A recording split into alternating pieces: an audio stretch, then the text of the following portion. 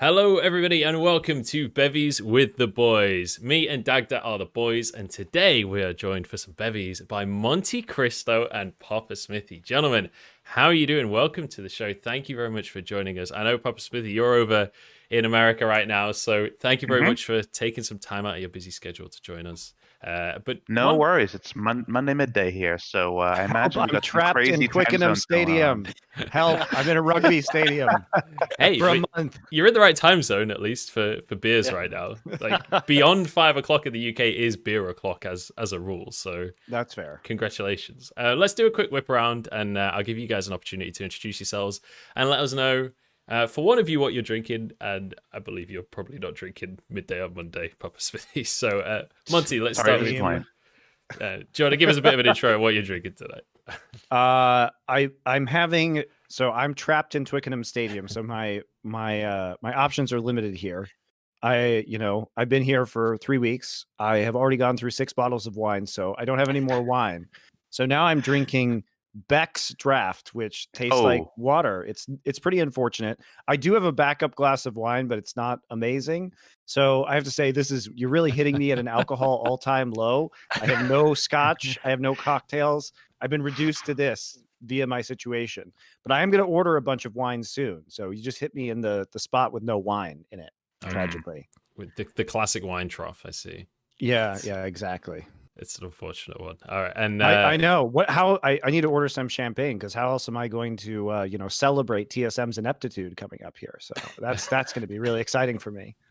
It really is the best off season ever in terms of horrible fan bases getting what they deserve, like Fnatic and TSM at the same time. Holy shit, this is the dream. I've been waiting like 10 years for this shit. All right. Anyway, beginning as we mean to go on. I like it. And PapaSmithy, I'm guessing you're on the water. We had Raz on coffee. We had Frost on water. Are you? I'm trying to upgrade from water, so I'm introducing the C2O coconut water over here as my drink of choice for now. But it is midday. I think I'm nominally working on the side while trying to record this content, so trying to stay sober. But you're catching me, at least in terms of the off season, like right after most of the stuff's locked in. So at least we're not in the trenches as much as I was a week ago. So good job on the scheduling for sure. Okay. Well, I can give all of the credit to that for Dade for this one. Dade, what are you drinking tonight, mate? I'm on a Dublin whiskey. It's called Rowan Co. Is what it's called. It's from a small distillery here in Dublin, so it's really, really nice. Yeah, that's what. Where do you live in Dublin? North Dublin, just in Fingal is the name of the area. I used to live in Dublin too. Yeah, we actually went to the same college. Oh, yeah. You're a Trinner? I'm a Trinner, yeah. Oh shit, that's my degree amazing. right there. That's awesome. I'm glad to hear it. What'd you study? Business. Oh, okay. I did literature, so. Yeah, about the same thing. One of those dickheads. Very simple. And now we're both in esports. Yeah. So the degree it went downhill so fast. Yeah. Well, I'm going to be on the Moyo juice to start off the night, and then this was on the 4 for £7 at the co-op, so I've got 4 random beers. And then if it gets too crazy, I've got some Hendrix on the shelf, so we can always go on the gin. Good man. I know Hendrix is a popular one over in the States as well. That was my go-to when I lived over there. Hendrix, see, the thing about Hendrix, so if you want to start the liquor conversation, so I actually, in Dublin, I used to be a cocktail bartender at the Florida, which has since closed, but it was a very nice Cuban bar there. I know like a lot about cocktails and spirits. He does know a lot about cocktails. But Hendrix I love because it's everywhere, and it's like such a solid go-to gin at any bar. It's one of my kind of essentials when I go there. Obviously, if they have a deeper gin selection, I like to go there, but you can't go wrong with it, basically. Is what I'm saying. That was exactly my mentality while I was I lived in Las Vegas for a year, and it was just like everywhere probably has Hendrix. It's always a solid choice. You can't go wrong with it. Some of the other gins that you get, like some of them are great, some of them can be pretty awful. So funnily enough, in Korea, obviously I was there with Christopher for 5 years, and Hendrix was like always available and like positioned as the premium gin. So that's why it's pretty ever present, I guess, in America and Korea. So I'm pretty used to it too. Yeah, good stuff. One thing that's always surprised me is a lot of people think it's an English gin, but it's actually a Scottish gin. which obviously yes. Scotland isn't exactly known for gin, but yeah, probably the most popular gin is Scottish, but there you go. So I wanted to start off the conversation here, similarly to what we did last episode. I want to give you guys an opportunity to kind of tell a little bit of your story, or at least the cliff notes of your guys' stories, because obviously you guys precede the majority of current esports talent when it comes to your careers. And I think a lot of the modern League of Legends viewers have joined within the last 2, 3, 4 years, right? So I wanted to give you guys an opportunity to kind of tell us what the stepping stones have been in your careers, and how you reached the peaks of your careers, because obviously you both were kind of at the very tip top of the caster game when you guys were casting in League of Legends. And then you've both gone in different paths after that to continue career beyond that. So I wanted to kind of get a little bit of a synopsis of the story so far from you guys. So PapaSmithy, let's start with you. I think it's easier because actually our past is, especially the more recent past, is intertwined. It's easier if Christopher starts, because there's like a juncture where the two of us kind of like meet via him casting LPL and me casting my casting LPL and his casting LCK right back when he starts. That most people Calling it don't know, LCK, that's a... Well, I mean, back then it was the OGN champions, obviously. Yeah. But, you start with your early Warcraft 3 days, Christopher. You started in Warcraft 3, did you? Yeah. I started casting in high school, basically. So this was like 2003, 2004 ish. So I started casting, dating some of the pro players. This is some real esports boomer shit. You ready? You ready for this? Here's a question for you idiots. Like, do you even know why you're called shoutcasters? I actually because don't. of the plugin for Winamp. There you go. See. I read someone's Wikipedia page before I came on today. This guy fucking prepped right here. This guy's a prepper. I'm the drinker. He's the prepper. That's how we do this. I do both. Personally. But, I'm the same as you. Yeah, I like to drink. But so basically the term shoutcaster comes from the Winamp plugin, because it used to be via like radio, essentially, because this was before Twitch, YouTube, anything like that. And so there wasn't, obviously people didn't have internet that could reliably stream video. So what I was doing as a caster was sending out an audio only stream. And then there were plugins for the game, like called WOG TV, which was for Warcraft 3. It was, so the way that this is a total tangent. Sorry. So the way that this RTS show is all works, about that. You ready? The way that RTS works is that when you have a replay, let's say of StarCraft or Warcraft 3, so it's a 2-dimensional game fundamentally, right? So you have an XY axis and basically like a time, like the time that the game is going on, right? So when it's recording something, it says like left click at this XY coordinate or this button press at this time. So when you're watching a replay, it's actually like the computer just reading a log of the commands that were issued and then putting them in time, right? And so what people realized was that they could create a kind of a streaming service where it would stream in almost real time the commands that were being issued by pro players into a custom game. So you would basically log into this client and it would make a fake custom game, like as if you were on a local area network, and you would go into that game and you could watch it live before the replays came out. And while you're watching it live, you would listen to an audio stream of the casters, because there were only 8 observer slots. So the casters would be in a couple of those observer slots. And then you would have to sync it, because there's a day-night cycle in Warcraft 3. Yeah. So as a caster, you constantly be saying like, oh, it's 3 o'clock during the day right now, so that people would be able to sync the game and the live basically stream of the game playing itself. Is very weird. But these are the workarounds that we used. So I was part of the Team Sportscast network with D-Man, actually, back in the day, another former League of Legends caster. And then I did a bunch of other RTS like Company of Heroes, Rise of Nations, Rise of Legends. I was like a semi-pro Warcraft 3 player before I started casting. And then I kind of fell out of it for a little bit when I went to Ireland to study. And I was doing some other stuff over there and working with a storyteller in Ireland. And then when League of Legends came out, my college roommate actually was one of the first employees at Riot. And he contacted me and said, hey, look, I know you're in Warcraft 3. I know you played a little bit of Dota.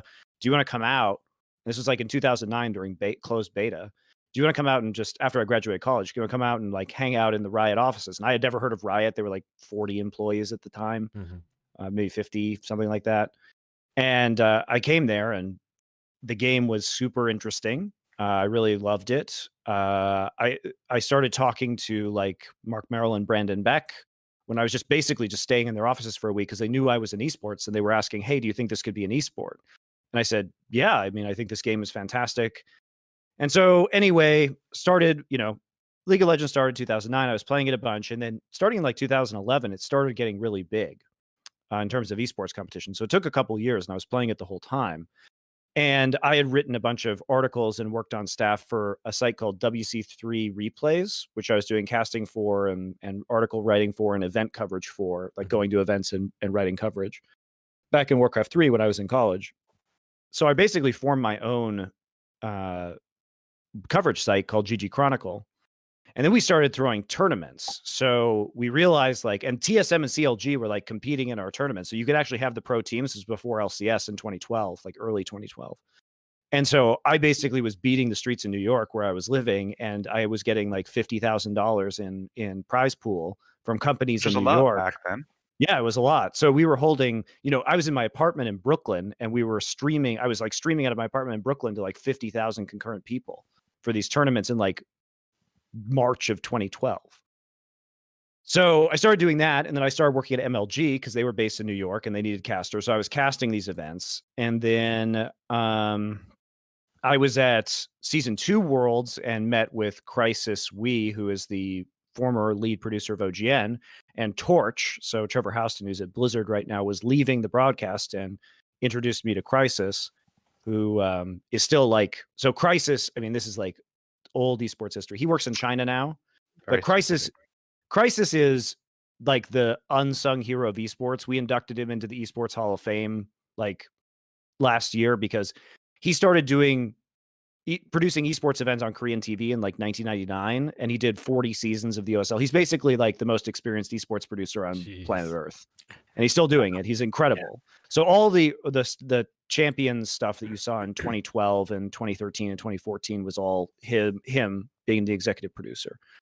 So yeah, he's a god basically. So I got introduced to Crisis, and then I did some interviews, and at the end of 2012, OGN offered me a job, and they said, hey, you've got 2 weeks to move to Korea. And it was during Hurricane Sandy in New York. So I was working at a law firm, and everything, like the power was all out. It was fucking insane.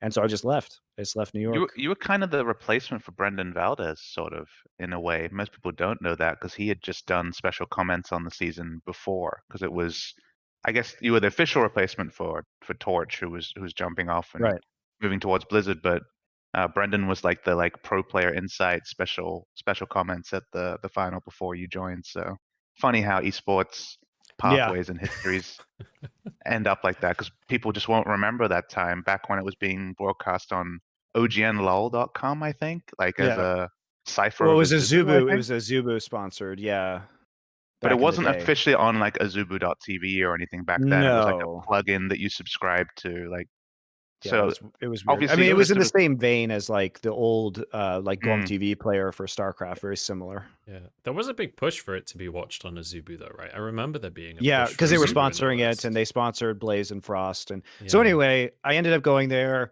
and then I did 10 seasons of Champions, and then I did Masters, which was the team league. So I was there casting from 2012 until 2017. I switched to Overwatch at the end. Obviously, because of my giant fight with Riot. I was also casting StarCraft professionally while I was there. I was casting Vainglory professionally while I was there. Papa was casting Hearthstone and also Overwatch. And then I switched to Overwatch. And basically, when all the shit was going down with Riot in 2016, I was already talking to Blizzard about moving over to Overwatch. So I did that. Joined the Overwatch League as a caster and consultant, helped do a lot of the setup of Overwatch League. I owned Renegades, the team that was in LCS before I got banned. I continued to run GG Chronicle for a while. I coached CLG during that time. Then I came back to the States, did 2 years. Well, I did 3 years of Overwatch League, although there wasn't Overwatch League in the first year I was there, basically. It was a lot of setup for Overwatch League. And then at the end of last year, I left Overwatch League because I wanted to do some other work, and Cloud9 was part of a group of teams that were forming a team-owned entity called B-Site, which is my current employer that operates Flashpoint, the Counter-Strike League. And effectively, when I was with Cloud9, most of my work was still doing Flashpoint, but they hadn't set up the full company yet. So as soon as that was set up, I got transferred full-time there. So now I'm the commissioner of Flashpoint, and I'm vice president of brand at B-Site. And I do hosting for Counter-Strike and still do Summoning Insight now. So that's kind of where I'm at. It's amazing how much history you've crammed into that very, very short. I'm summary. really Like, impressed. It's like 50 years of paper esports over history. here. There's a lot of different things to enter. That's into my the wife host of in the this and be background. Like, hi, Susie. Hey, Susie. There's a lot of different like things you can deep dive on in that short summary of quite an eventful esports career. It's honestly really the most impressive thing is that like each of these little things that you've hit on for like 20 seconds at a time are like an entire person's career for other people. Like they're in like 19 different career I've kept paths. 7 different games professionally now. So like people think of me as, some people think of me as being like an Overwatch person. Some people think of me as being a League person. Some people think of me as like being in StarCraft or Warcraft 3 or even Vainglory. Like I get that. So it's really interesting because of how many different kinds of games and genres I've done.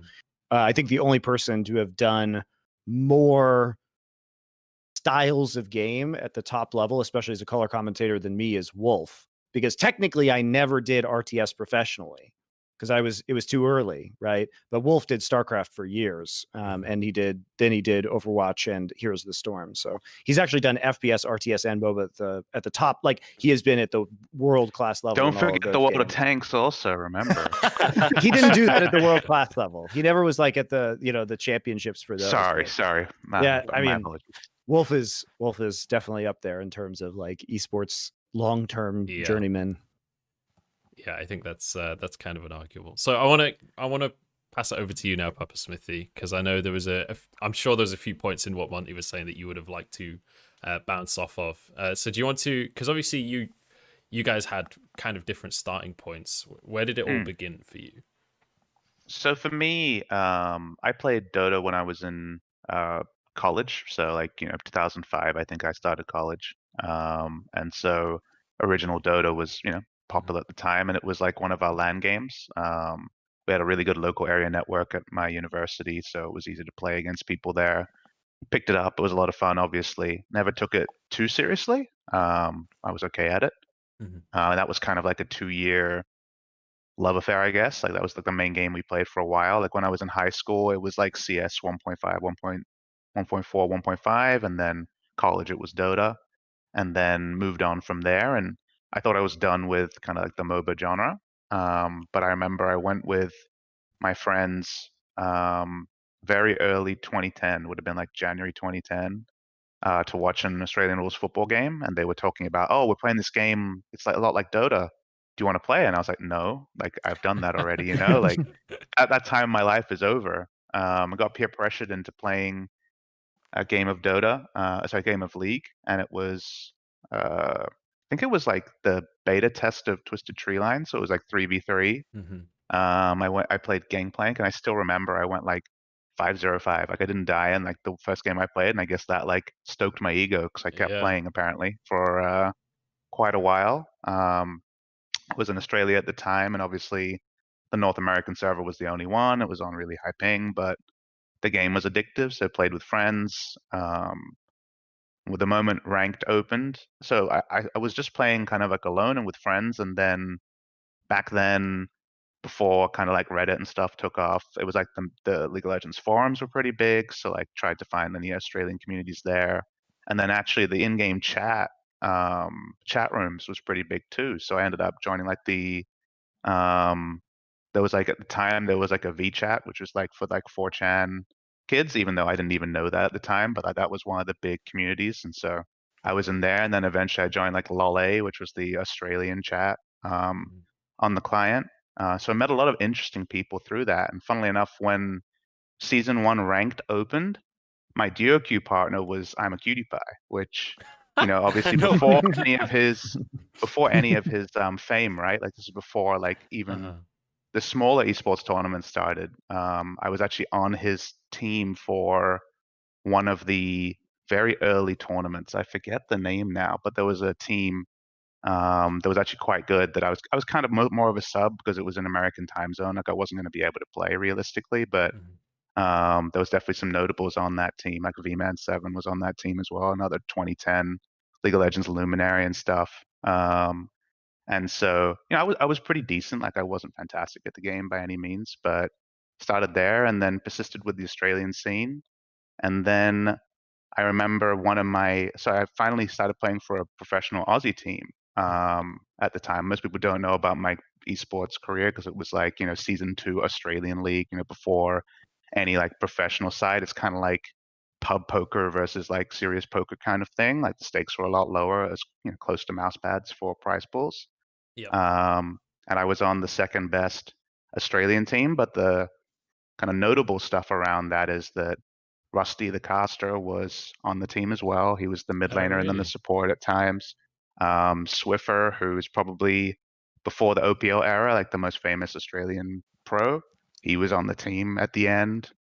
Claire, who still plays pro, joined as my replacement when I retired to do casting full time. I think he was 13 at the time. He like subbed in as our top laner.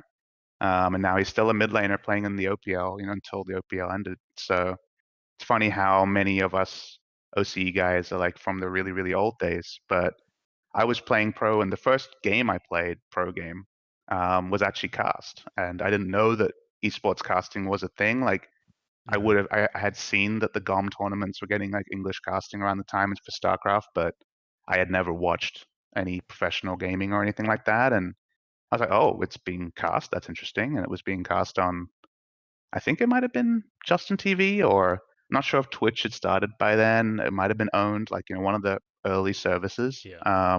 And Pastry Time was casting it, amusingly. And so I thought that was cool. And, I was someone who had watched a lot of wrestling and like listened to a lot of commentary and sports and stuff. And I remember we had to cancel practice one day, and Pastry said, "Hey, do you want to jump in and talk and like try out?" And so my first ever cast was with Pastry Time. Obviously a longtime casting partner of mine, and got good feedback, enjoyed it, kind of ran with it while trying to play pro. And eventually, because I was working a full-time job, trying to play professional. Back then, you didn't scrim a lot, so it was a bit more viable. Yeah. And casting, something had to give, and it was the playing side of things.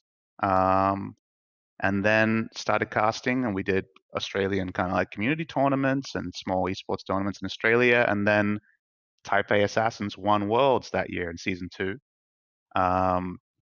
And that was a big moment because suddenly there was a demand to cast English language tournaments that TPA was playing in. So that got us, Pastry Time and I, a lot of opportunities to cast basically everything that OGN wasn't doing. So ESL Asia at the time was a pretty big Twitch channel because it covered like kind of everything. There was a lot of IEM Korean qualifiers and Singaporean regional tournaments. The Gigabyte Stars War League, funny name, but a really cool tournament at the time, was straight after Worlds season 2, and it was a tournament that had the best teams from Korea, China, and the precursor to the LMS region playing together. So that was like a really big, kind of cool option to see like Najin Sword versus Taipei Assassins right after World Season 2 and things like that. So that's where I believe Krista probably would have watched me for the first time, is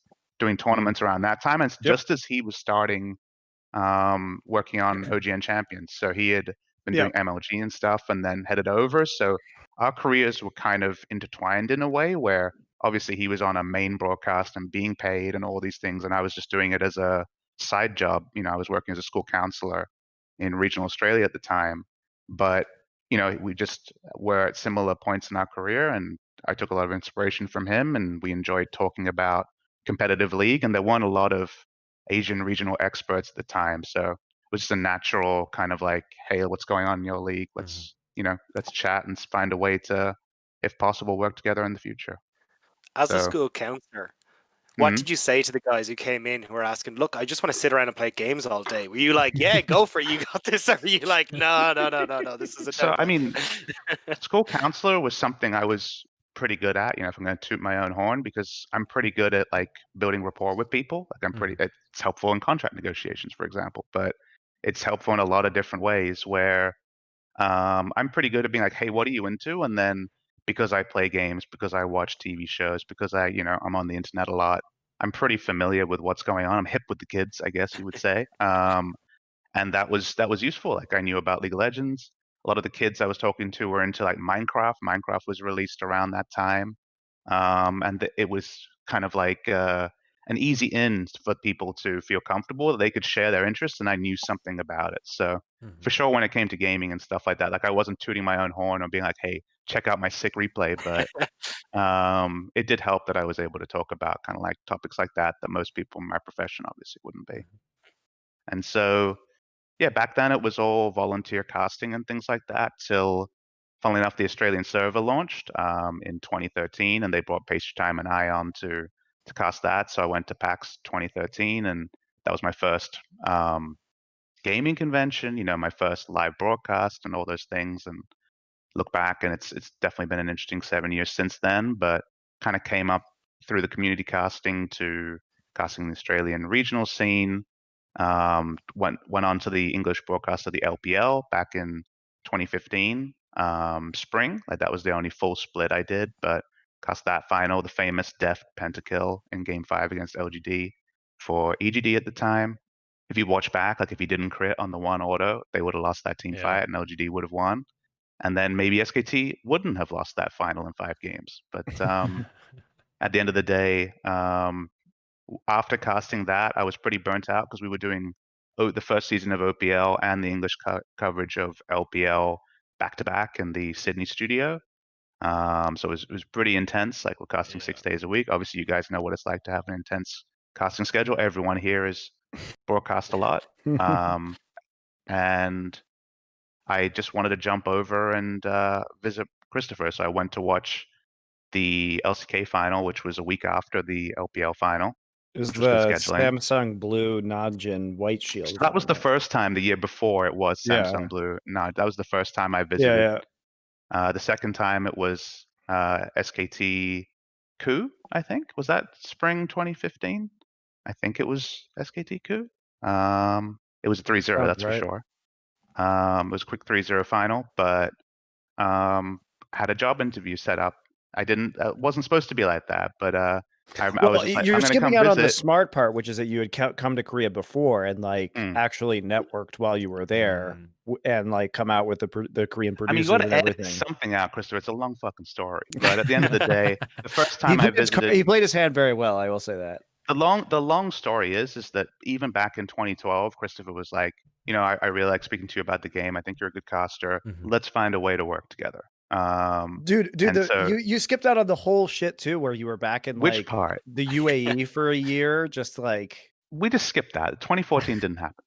But, I find it very interesting because like I was watching him and I was advocating him, and we couldn't hire him at OGN at the time, so I was like trying to get him on LCS too, and I was like, look, Riot management, there's this PapaSmithy guy. He's stuck in Australia in the middle of bumfuck nowhere, and he's a school counselor, but he's really good. He's really good. And literally, Riot management was like, we don't think he can be hype enough. And I was like, are you fucking kidding me? How would you even know? He's literally in his bedroom in Australia casting a game, in the middle of the night, and there's no audience. Like, how can you possibly say that? And by the way, this is a guy who later cast 2 world finals for those same people. So, I will say that Riot's ability to like identify talent is fucking awful. Just so bad. So it is funny that happened later on, but he did come to Korea and actually network and do that kind of stuff, which is important. And this is something that I always tell people who want to get involved in esports. I say, fucking talk to people and go to events, because that's where you actually get shit done. Yeah, I had a job interview the first time I came to visit. Like you mentioned, it was the spring 2014 final. It was for OGN Masters, which there was only one season of that was mostly cast by Monte and Chobra. There was going to be a second season, which would have been 2 teams, like Monte Doa on champions, and then running parallel, throughout the year was going to be Masters Season 2. And that Masters was the org idea, so the sister teams kind of like combining, which obviously LCK ended up, representing the year later. They wanted to pick up, it would have been Chober and me doing the Masters broadcast, at the same sort of time. Then, of course, LCK concept came in, and so there was no need for multiple casting teams. All so right, this is so political. Holy shit! was Shut the up! myth out there. Shut up! What do you want to tell? What version are you telling, sir? So let me put it this way. So the LCK concept came up, which was this is the diplomatic way to say that Riot decided that we couldn't have sister teams anymore, and decided that instead of running tournaments, we had to run the league format. Yeah, take a swig there. So we had this cool thing before where we had 3 tournaments a year. We had 3 tournaments a year, right? And instead we had to go to this like round robin league format, which was infinity times worse. And the whole system that they were trying to create in Korea was a mirror of the StarCraft Brood War system, where you had the OSL, the on-game-net StarCraft League, where they had 3 tournaments a year where it was all the players competing against each other. And then they had a year-long pro league, which was a team league where all the players would there were different formats. There's like the all-kill format where basically, the player stays in until they lose, and the first team to win 4, gets to win for their team. That was probably the most famous format that they had, but they also had one where you would switch out players every game and you still had to win 4. So it was like a best of 7, but it was between a bunch of players on the same team. So the idea with Masters is that you would have the sister teams and you would have a best of 3, and each sister team had to play once. And in the third game, you could run either of the teams, or you could mix the rosters together for game 3. It was really cool. So the idea would that this would run concurrently to this would take like 9 months to run one season of this, just like it did Pro League and Brood War. And then you'd have the Champions, which was just these tournaments that with 16 teams that would run 3 times a year. So it was a cool system that they had going that was very effective for the Korean market in StarCraft. And so what happened was at the end of 2014, Riot said, no, we don't want sister teams. We want you to have to run this league format, which is this is not something the Korean audience was even vaguely familiar with, by the way. So it's a complete misread on the market, number one. And also, it's just way boring. I mean, at the end of the day, they wanted to make it uniform, right? They wanted every league around the world to be the same format, and they also wanted to take away control from OGN. So it was kind of there were many things. So what he's saying is that the situation that was occurring at the time, we were thinking that we were going to be able to hire him because there were so many games. And at this point in time, I was doing every Masters game and every Champions game. So I mean, you guys know what that's like. I was literally casting 2 best of 3s 5 days a week for an entire year in 2014, which, as you know, is pretty fucking rough. Yeah, we've all been there. We've all been there. This is why I still say that I haven't cast League since 2017. I have still cast more League of Legends than any of the LCS casters because they're casting like 2 or 3 games a week. Like I would do in 1 year what they do in like 4 years. So yeah, we actually did the maths on that for the LPL. I think we cast 153 series or something this year, best of 3s, which is just insane. Like, there's getting your reps in, man. You're catching up. You're like 3-4 years of development. You're gonna be more, and this is what nobody talks about, by the way, which is insane to me. Is like you guys are going to be more experienced technically than the LCS casters in terms of broadcast hours by like the end of next year. It's crazy the difference that people have. Yeah. But anyway, so that was me. That was me horning in on his like. Very you are. You're trying to just. Just introduce extra bits, but the basic part is came back in 2015. Wasn't expecting a job interview. You're offending me with your framing. That's my choice. It's a frame, baby. Got the job and then started in 2015 summer. It was doing LCK, in partnership with Christopher at the time directly. Like we were actually casting together for 2015 summer before we brought in Achilleos as the second play-by-play. At the same time, I was doing some Hearthstone, so I did Hearthstone for a couple of years, and then Overwatch for a year as well. And then, League casting was my full-time job from start of 2015 in LPL till end of 2019. When I chose to jump over to 100 Thieves, and a lot of things happened in between then. Probably the most notable before Christopher's eventual departure was refusing to cast the MSI 2016 tournament, the famous fair rates discussion, industry standard rates discussion that we were memeing about before this show started, came from that, where we all declined that event, but was able to come to a more equitable decision for Worlds 2016, and then yeah, did every Riot event from Worlds 2016 till Worlds 2019. So it was a very good run there from that side. And then the only other kind of notable thing, I guess, was 2018, where I was the only color caster for the entire year. So I was able to do an entire year's worth of best of threes and best of fives. And I wouldn't the recommend that for 5-day anybody. double best of 3 that we Oh, we all had love. 6 day. We had 6 day double and 4 weeks of triple best of threes during that split as well. If you remember, the summer split of 2018 had to be abbreviated because that was the Asia Games. The Asia Games break had to happen, so we did triple best of threes. Which never, if they ever tell you the words triple best of 3, just say fuck off, and then that's If the you could right have way to noticed go. that in spring, that would have been Yeah. great. I really Yeah. wanted to know that. Yeah, the COVID schedule absolutely ruined us earlier this year, Yeah. so we ended up with a few weeks. Hey, you of- guys don't even of do all the triple best. days. Shut up. Oh, next year.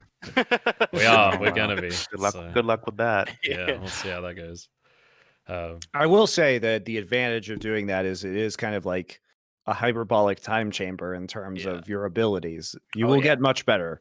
Yeah. So there is an advantage to it, I think, in the long term in terms of your career. I can say that doing that schedule in 2014 did make me a fucking casting god. So there are advantages, even though it is brutal. Yeah, And I I had to take very good care of my voice because at the end of every week, it was just in shreds, basically. And I was just sitting there like drinking honey tea for 2 days, not talking. That's what I was going to ask you. How did you guys keep your voices in check? Because I found like after Throat 5 coat. days of it, I was done. Buy a bunch of throat coat tea. Yeah. And then add honey to it. I would buy like giant jars of honey in Korea, and then I would bring throat coat tea, which is specifically for kind of like throat recovery from the States, and I'd buy it in bulk, and then I would just drink it constantly during the days off and just try not to talk. Oh, okay. Yeah, for me, I didn't have too many great maintenance strategies. That was more a Christopher thing. My natural speaking voice and my casting voice are pretty different. The early feedback and one of the reasons why Riot passed on me was that I didn't project well. I didn't sound like hyped and stuff like that. It's not my normal speaking voice. It's why like when I do a lot of content like this, people are like, oh, is that PapaSmithy? They can't tell audio wise.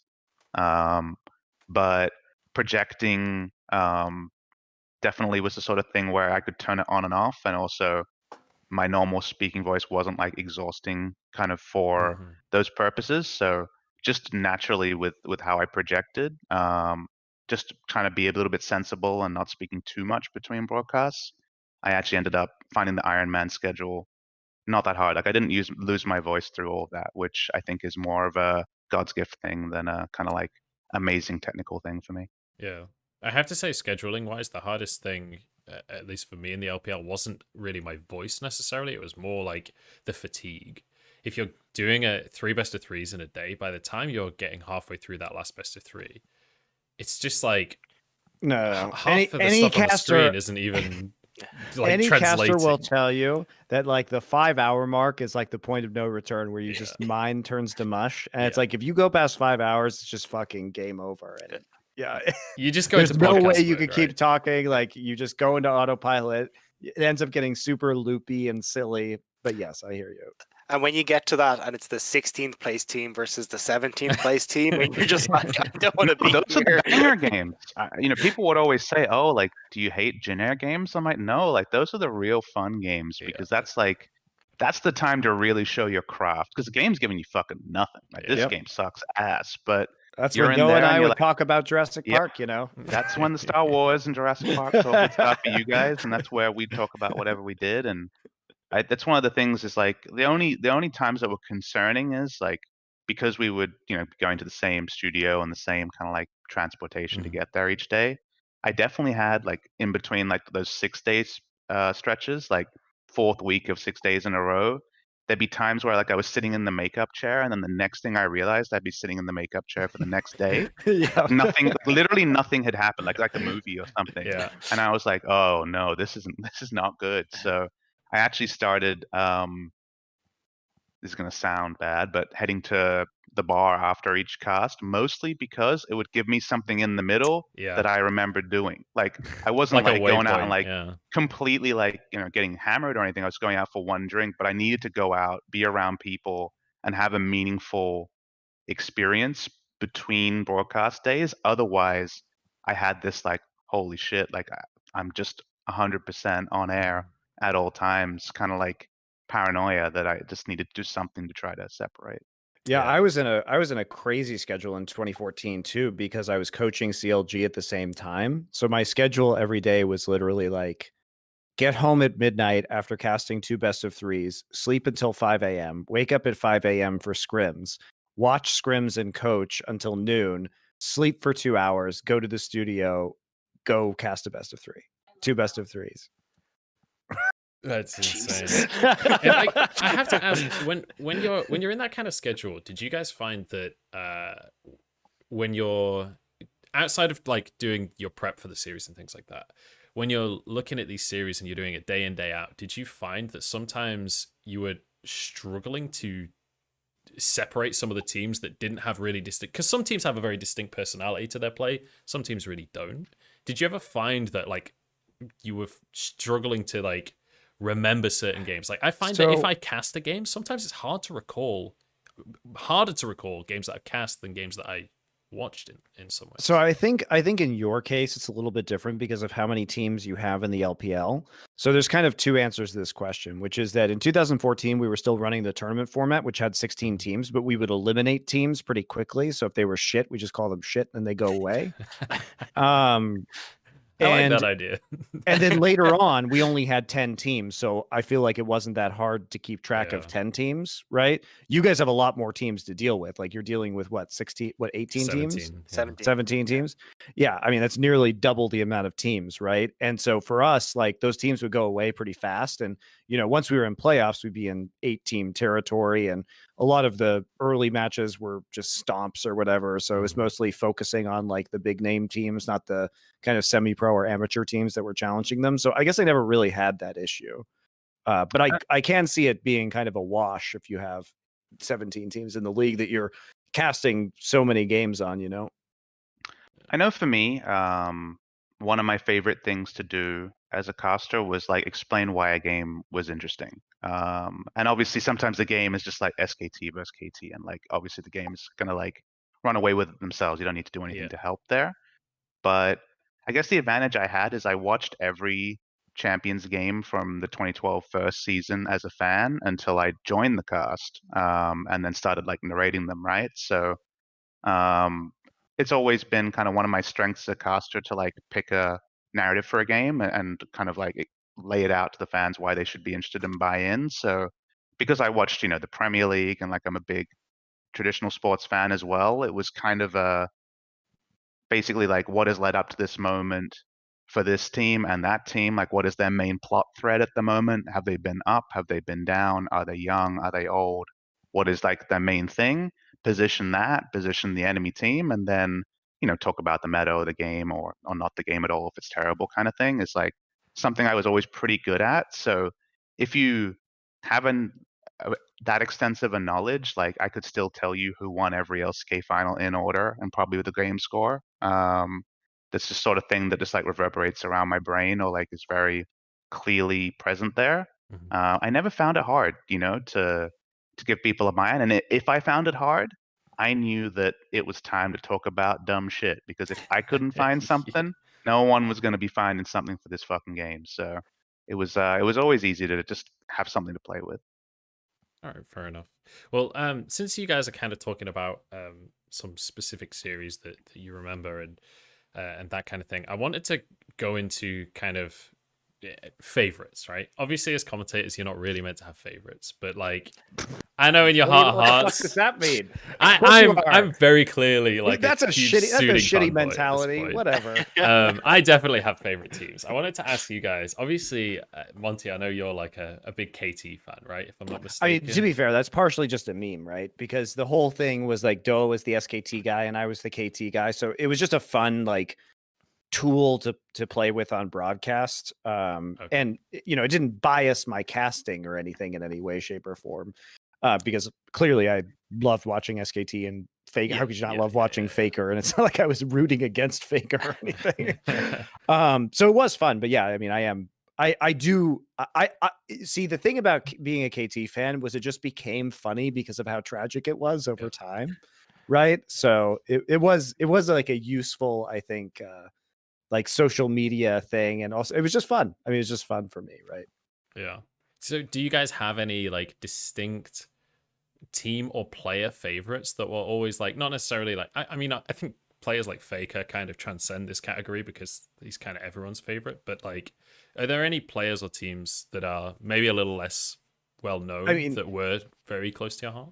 So for me, it was like KT Bullets back in the day, right? Ever since like the IEM win that they had, and then you know, the famous summer 2013 finals where it was kind of like a group of very strategy oriented players versus a group, the SKT team, that was very mechanical and based around assassins. Honestly, still a fascinating series from a kind of fast pushing strategy perspective versus an individual assassin outplay perspective. Super fun play style to watch.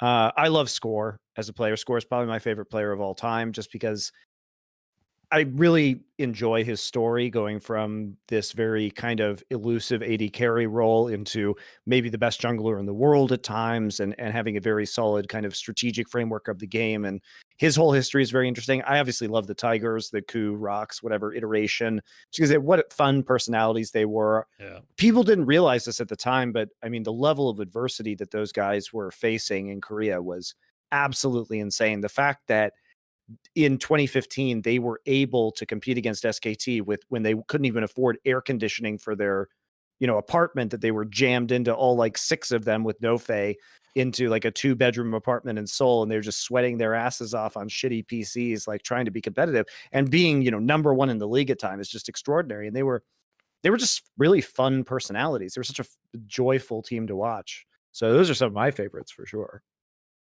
What about back when I was a fan before I started casting, the player I resonated the most with was Dade, who obviously people know mostly from his award for like underperforming at Worlds, right? But he was a player who, like, I always appreciated players with arcs that weren't just I was really good and then I kept winning, you know, like kind of like the Faker story is just his like unique talent, right? And I'm not someone that really resonated with that. Like I preferred the up and down stories, and like Dade, this idea of like when it was his meta or when his practice was paying off, or you know, in certain situations he was the best in the world, but then a patch would come in and his champs would be nerfed and then he'd be really bad suddenly.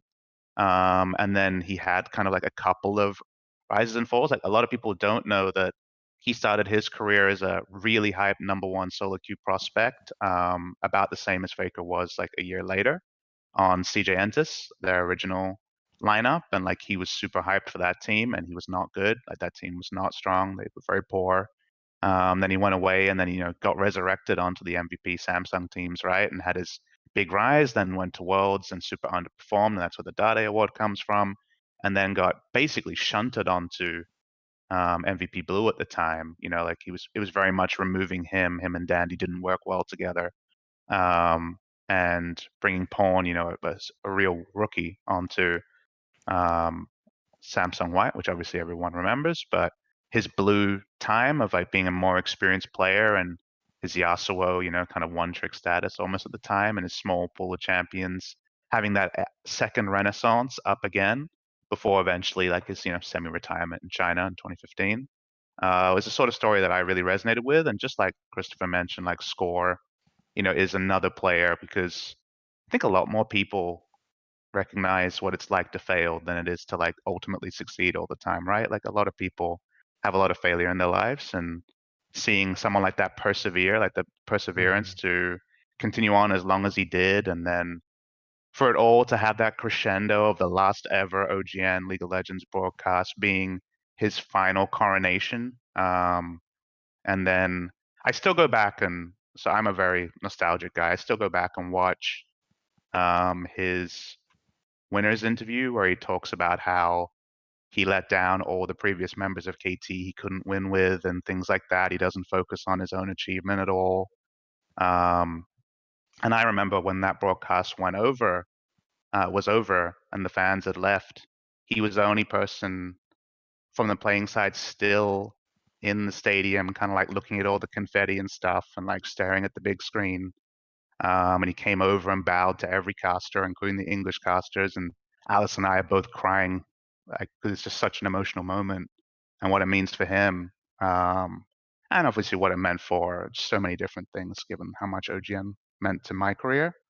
Like obviously a really, really resonant story that people follow. And I was a big Rocks fan as well. Like they were a wonderful group of personalities. So esports has a lot of stories, and definitely, you don't play favorites on the cast unless it's like a tool, like it was with Christopher and KT. But obviously everybody has their favorites. Damn, that's a really good story about. It was a great story. The final. Yeah. I will say that I'm still upset that Rookie went to China because holy shit, that pissed me off. Like, were you upset at the time as strongly? Because like Rookie was not that good when he left. Yes, please, yes, he was. He was the only part of that KT Arrows team that I actually liked. Wait, you didn't like fucking Kakao? Yeah, he was okay. Like Kakao and Rookie were the best parts of that roster for sure. Look, but I'm not saying I hated that your team. Eternal love, but I hated KT Arrows as a team because they're like everything that I didn't like in terms of being too aggressive, like taking too many risks, not being the calculated style that I really enjoy. But I do wish that, selfishly, if we could have had years of the Rookie Faker rivalry, it would have been pretty fucking sweet. The top laner was pretty good, Christopher. I like that Sunday guy. He was all right. He was a good Maokai. I mean, I will say, if you're not a fan of teams that are overly aggressive sometimes and perhaps not the optimum macro strategies, you probably didn't like too much where Rookie ended up either. I know, right? Tell me about it. Rookie doesn't believe in that anymore. So in my perfect world, right? Like Rookie stays in Korea, then the Tigers, get rid of Kuro and they all go to KT, right? Because Kuro was 100 million% the problem with the Tigers and why they were never going to win a title. Hey, that was the jungler first, then it was Kuro. Yeah, but I mean, imagine if we had fused like Kakao and Rookie with the Tigers in 2015. That would have been fucking sweet, but we didn't get that. So I am still sad he left. That's the one player that makes me the most frustrated that went away, because I feel like the Faker Rookie rivalry in LCK would have been absolutely insane for like the next 5 years. The pivot points that were lost were the Apto Faker rivalry that never could happen. Oh my god! Don't even talk. That upsets me so much. And then the Faker, and then like you say, the Faker Rookie rivalry, because 2015 was definitely obviously a soft year in talent because everyone went to the LPL, but especially in mid where it's like the second best mid laner Nagne in the LCK was either Kuro, who could only play in regular season, or Nagne, who was not very good. Christ. So it was a very time. soft year in terms of talent. In fact, the most interesting mid laner that came up in 2015 was in summer. Crown came back from Brazil and started playing on a very bad Samsung Galaxy lineup, but he had a bit of flair about him. His Yasuo, amusingly, was very good back then.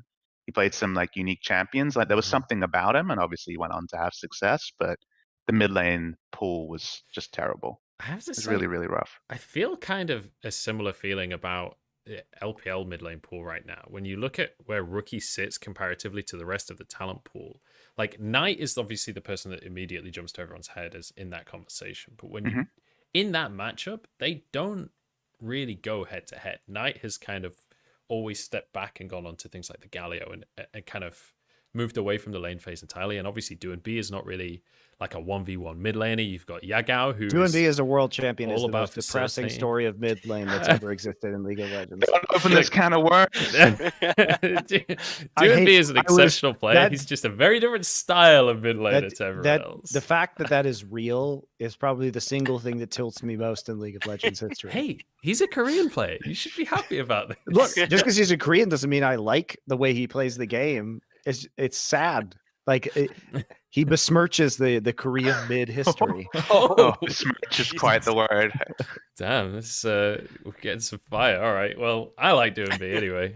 I like players with personality, so Doinb ticks all of my boxes. But yeah, I definitely think that when it comes to like rookie versus rivalry kind of thing, right now in the LPL, I don't think there's anyone. And I mean, Rob, you can probably speak to this better than I can, but it doesn't to me, it doesn't feel like there's anyone that steps onto the Rift and I'm like, all right, this is going to be a fucking bang. Yeah, every I think time the thing it feels about Knight is like, he's great in a team setting. Like, he is a good player, but if you want like outplays, you want to see just the best talent on the Rift in the mid lane, it's 100% rookie. Like, it's not even close. And like, even when we talk a lot of the times about trying to compare the two, they are very different stylistically, but like rookie is just such a pleasure to watch. Like, every time you're just like, there's no reason he should be able to win this, and then he comes out with a triple kill and just like, how?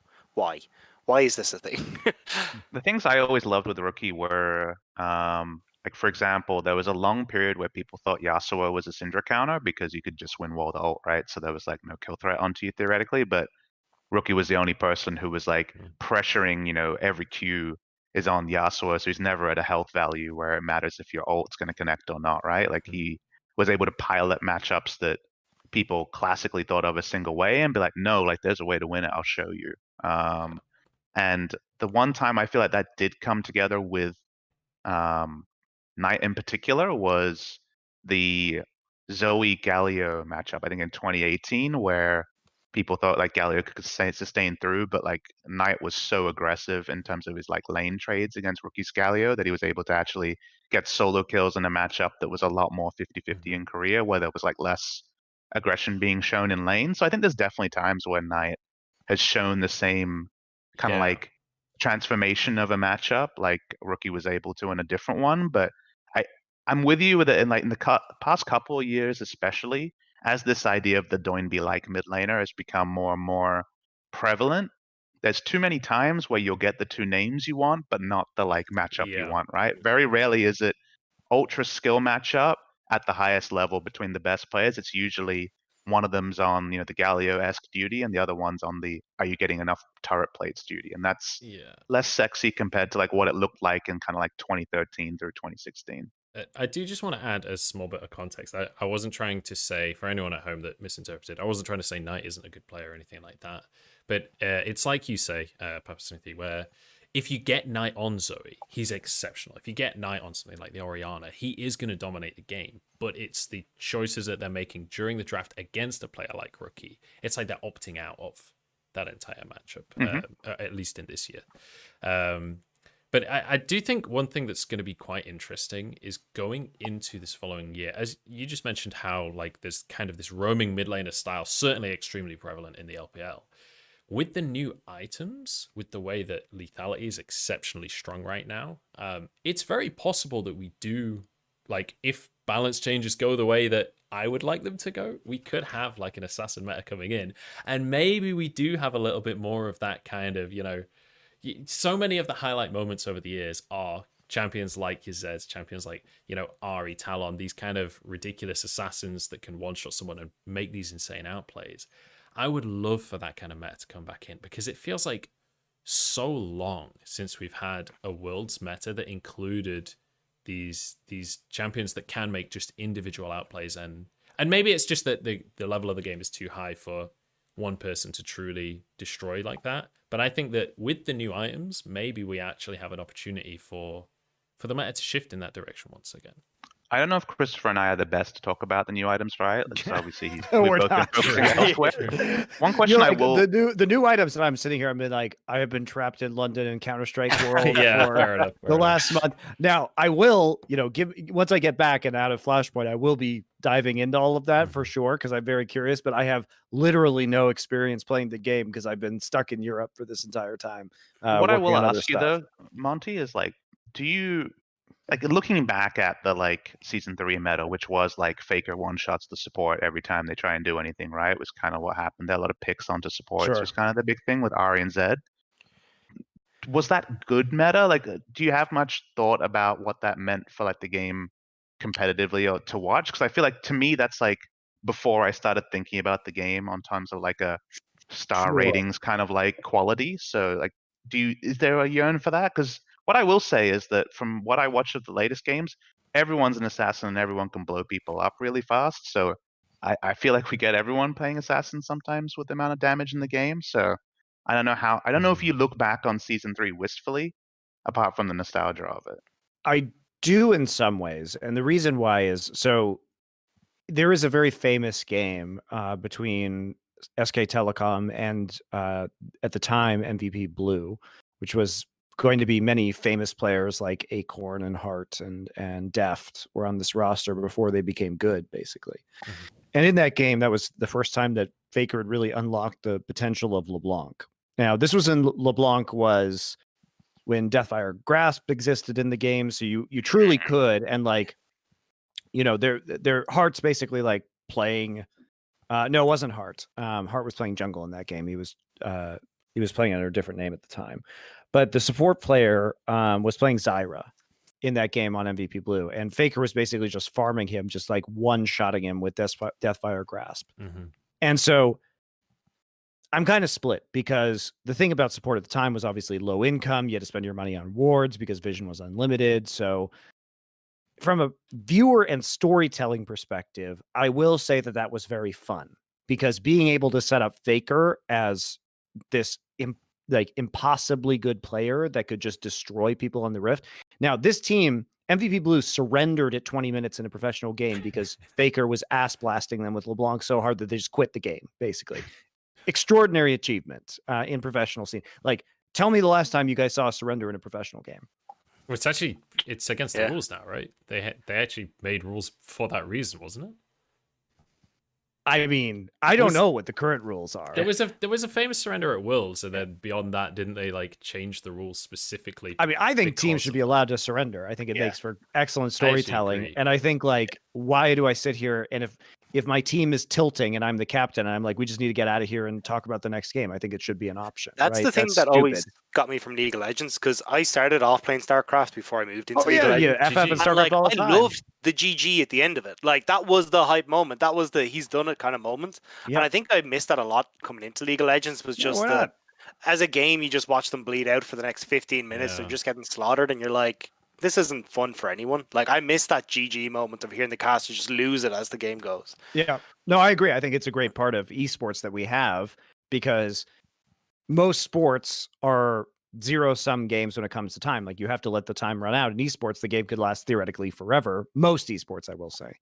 Mm-hmm. And so why not allow people to tap out like UFC style when they're done? Like, do I really, if I was watching UFC, here's the real question.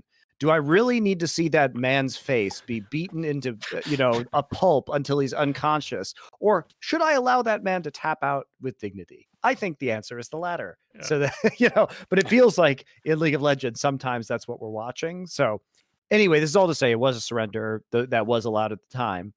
And so I do think that there was an excitement, not as a player, but as a viewer of the game, that mid lane could carry so hard because that sets up star player narratives like you wouldn't believe, and Faker solo carrying, which was the core of the narrative in 2013 of World League of Legends was Faker carrying, right?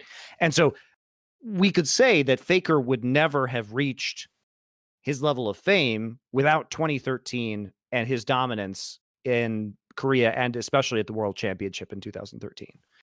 Now, the way the game is set up now is that because they don't want support players to either not play support positions because they have to fill out the queue, or because they want every player to have a meaningful experience within the game.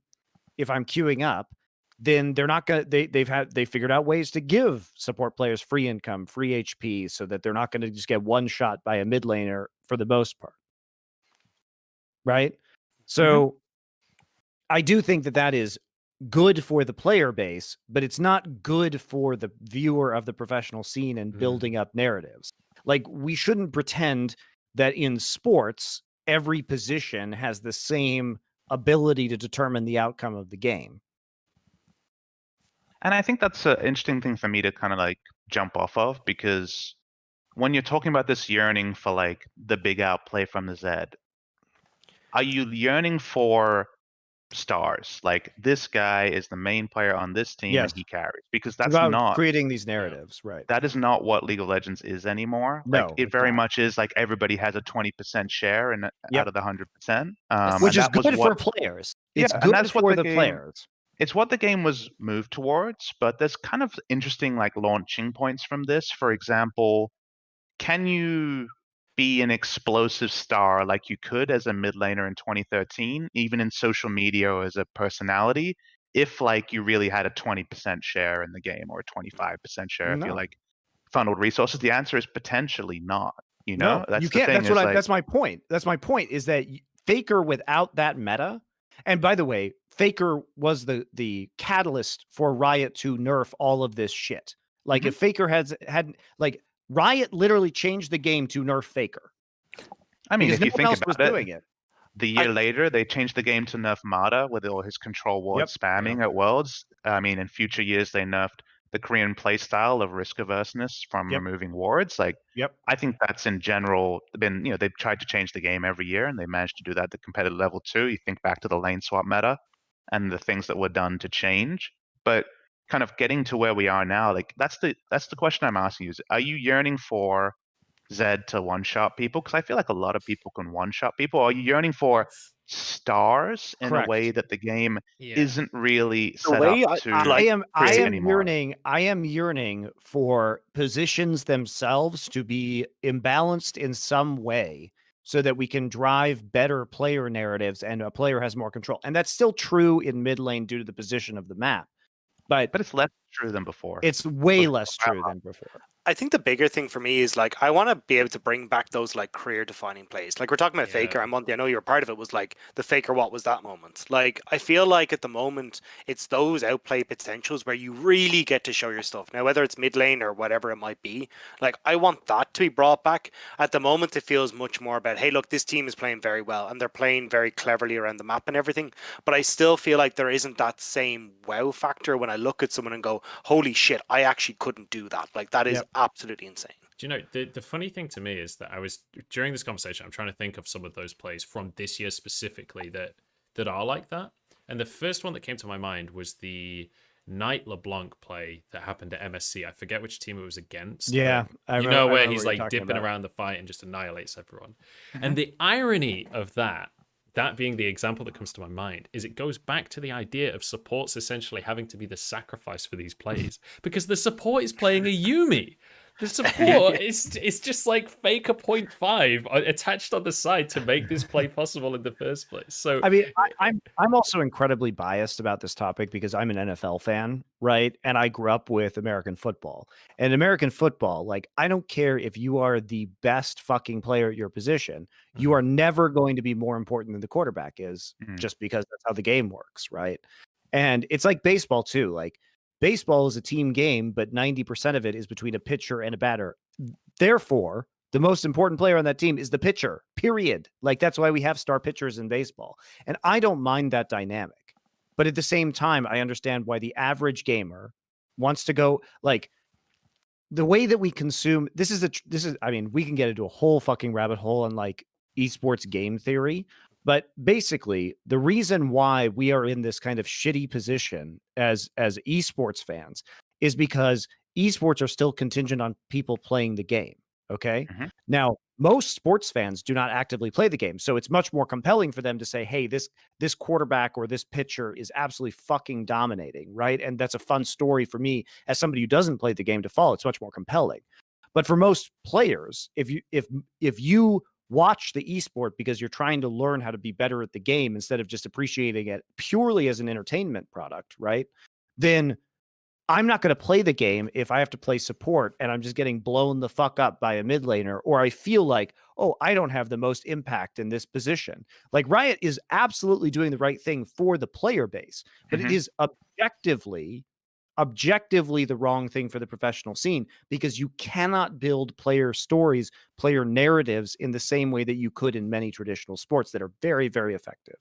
And I think it's such an interesting juggling game, and it's one they've been playing ever since they kind of understood, okay, like for example, the game being balanced on pro hasn't always been an adage of Riot, right? It's definitely been more and more so in more recent years, but the end result is you have situations where, like I said, pretty flat power curve.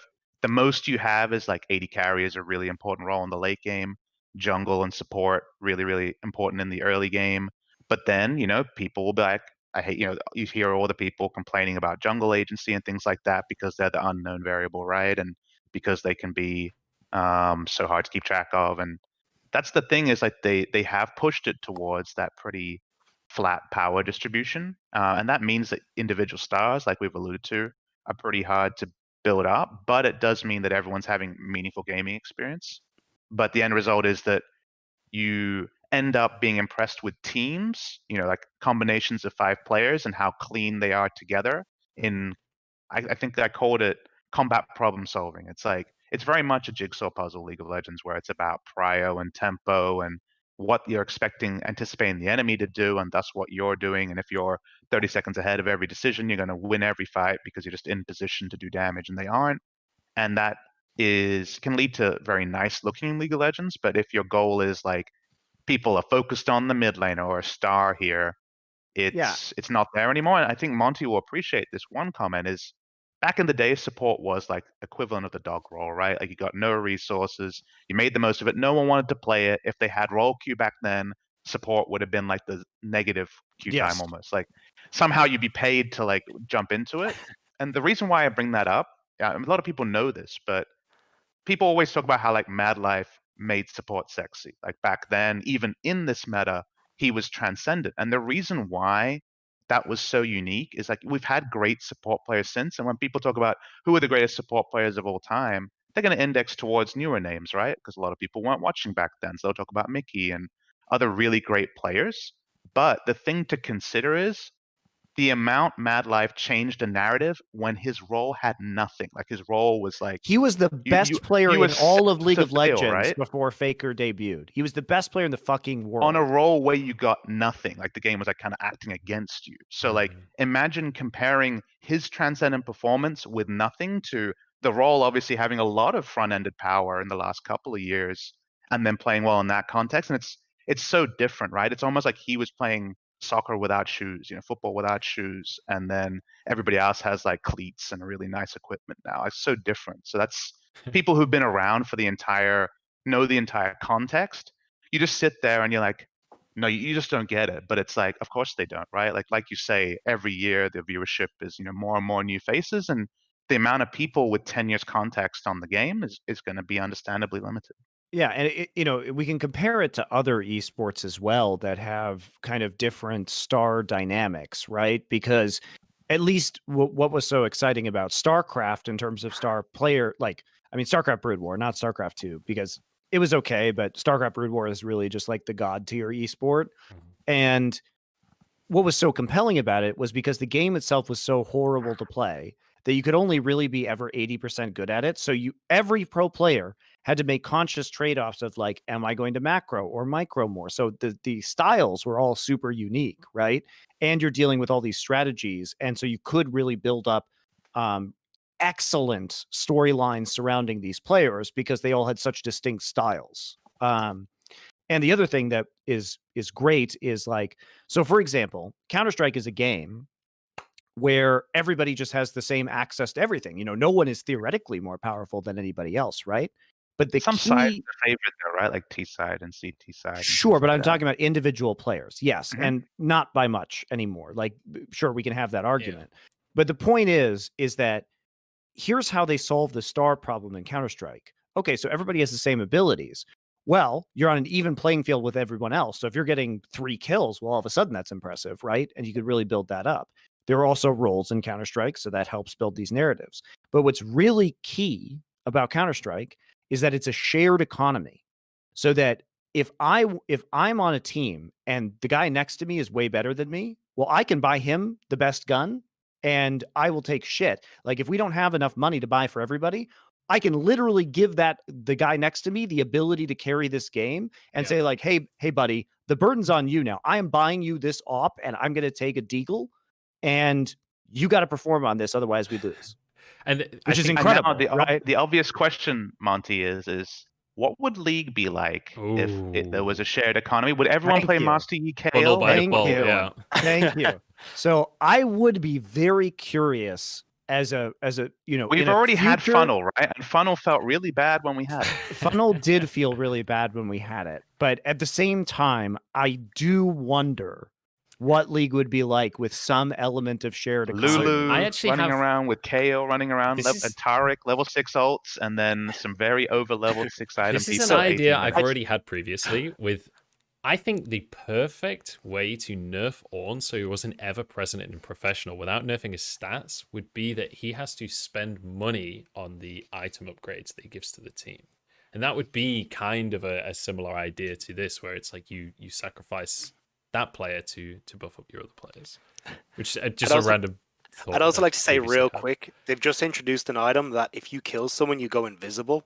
So I've seen clips of like Master Yi who fed as all hell, who's just like Qs, goes invisible, waits for the Q to come back up and kills. So if you funnel that, I feel like we're getting into dangerous territory here.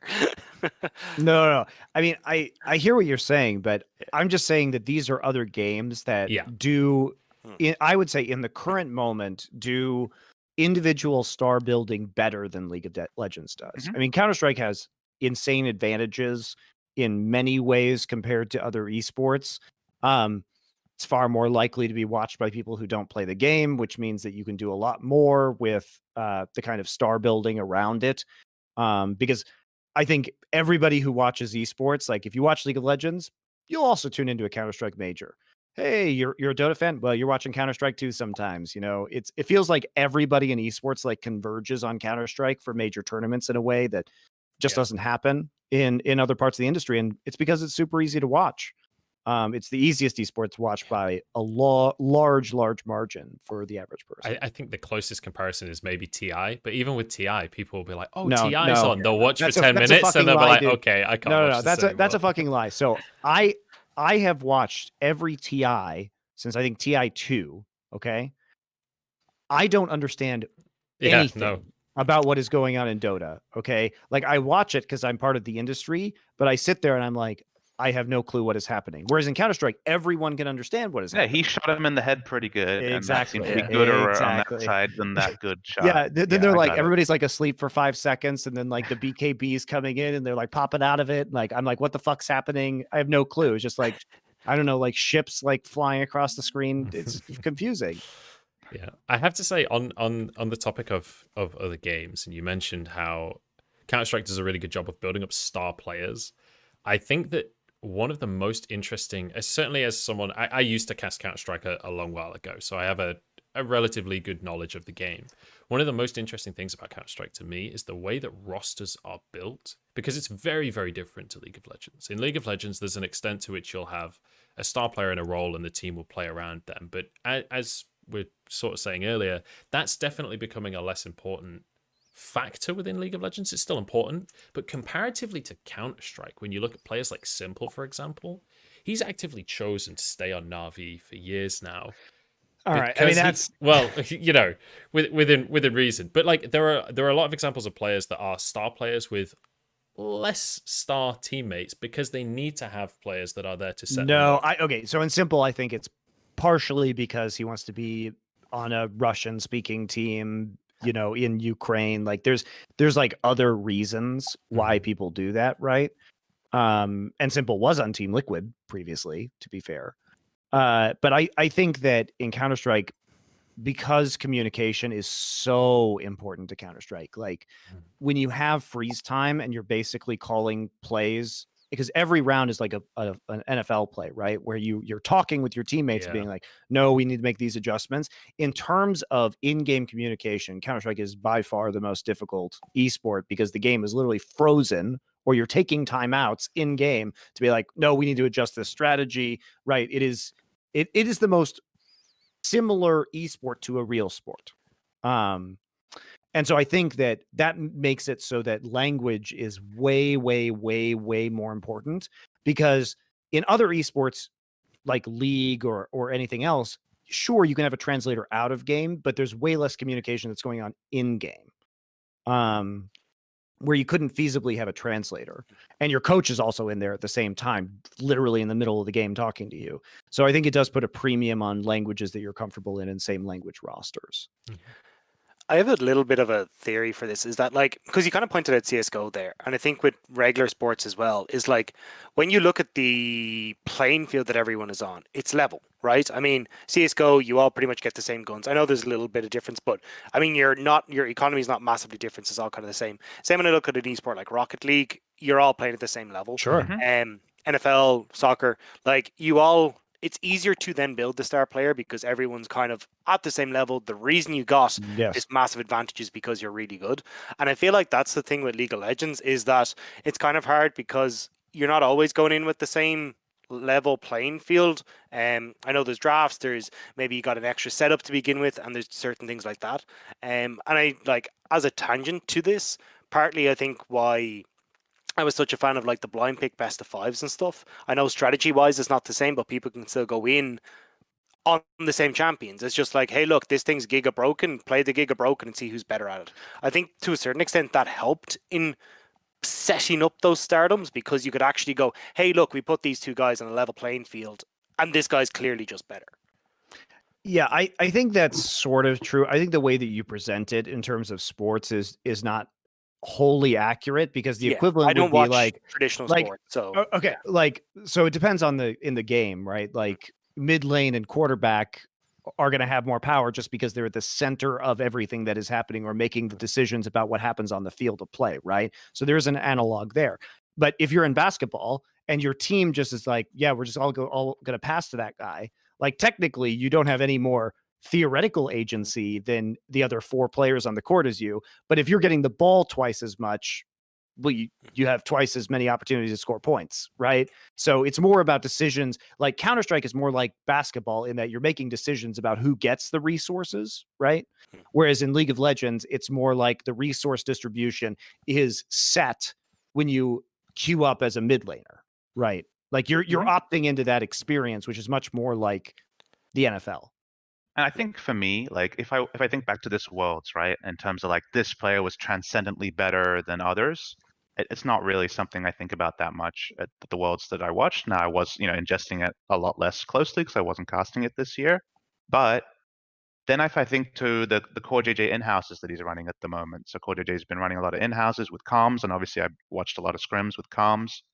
The thing that's been most interesting there is I felt his value as a player versus like mostly it's been amateur and other supports that have been playing against him. I've been having like both streams open with comms and then kind of listening to see what I can pick up there. And the actual biggest kind of difference I felt this year is like CoreJJ versus, insert random support, is in just how much of the play Core is anticipating, quarterbacking, how much of his teammates he's microing where it's important, but not over microing so he feels like he's babying them or something. Like so many of these games I'm watching are being won by support difference. And it's not like Core has, faker hands from 2013, like he's a good player, don't get me wrong, but the amount that he's seeing the game and communicating it efficiently is like, he'll have a 9.5 support performance, and only with comms can I see that someone else is having like a 3 out of 10 support performance, in that like, then it's not like they're like missing all their skills or like missing initiations and stuff. It's just Core is creating game states from, we need to do this at this time, all of you guys reset now, we need to be there first.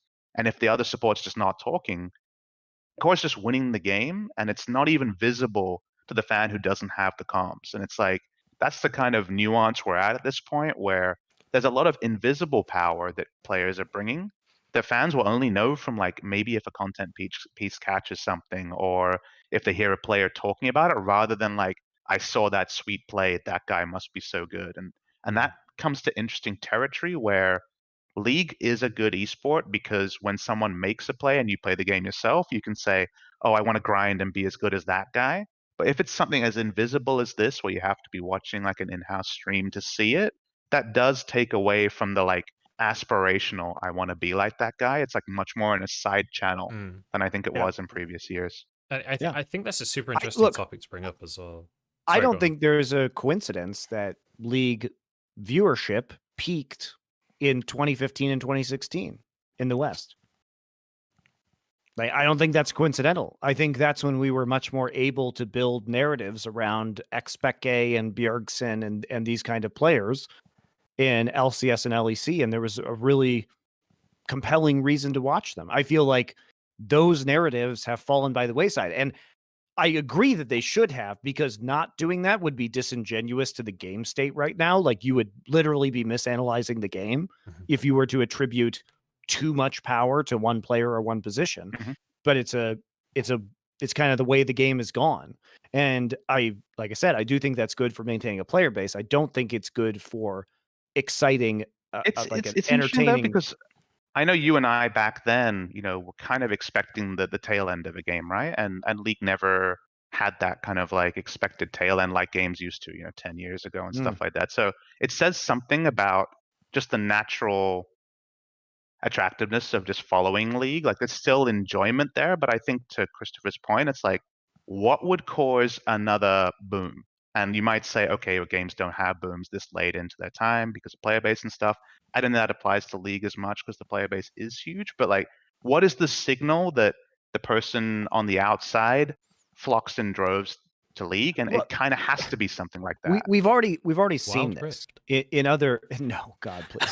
I'm actually semi-serious. Like the Southeast Asian market is going to be a lot of eyes suddenly on League of Legends. You have had a lot to drink anyway. I've just had a lot of vainglory, mate. That's right. I've had a lot of vainglory. I actually love mobile esports, but that's not the point. But basically, I don't know. Like, the thing that you have to remember is, so in StarCraft Brood War, this is like the prototypical game that we have a history of looking at, and we can say, oh, there were certain peaks and troughs within the viewership of this game because we've had 22 years of this game being played professionally to look at. Okay.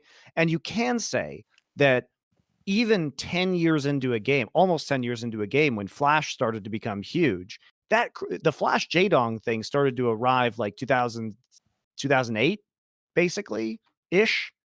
And so that rivalry and Flash's kind of arrival onto the scene 10 years after Brood War came out sparked a massive resurgence in Brood War popularity at the time, right? And so it was really about the player narratives that were bringing people back.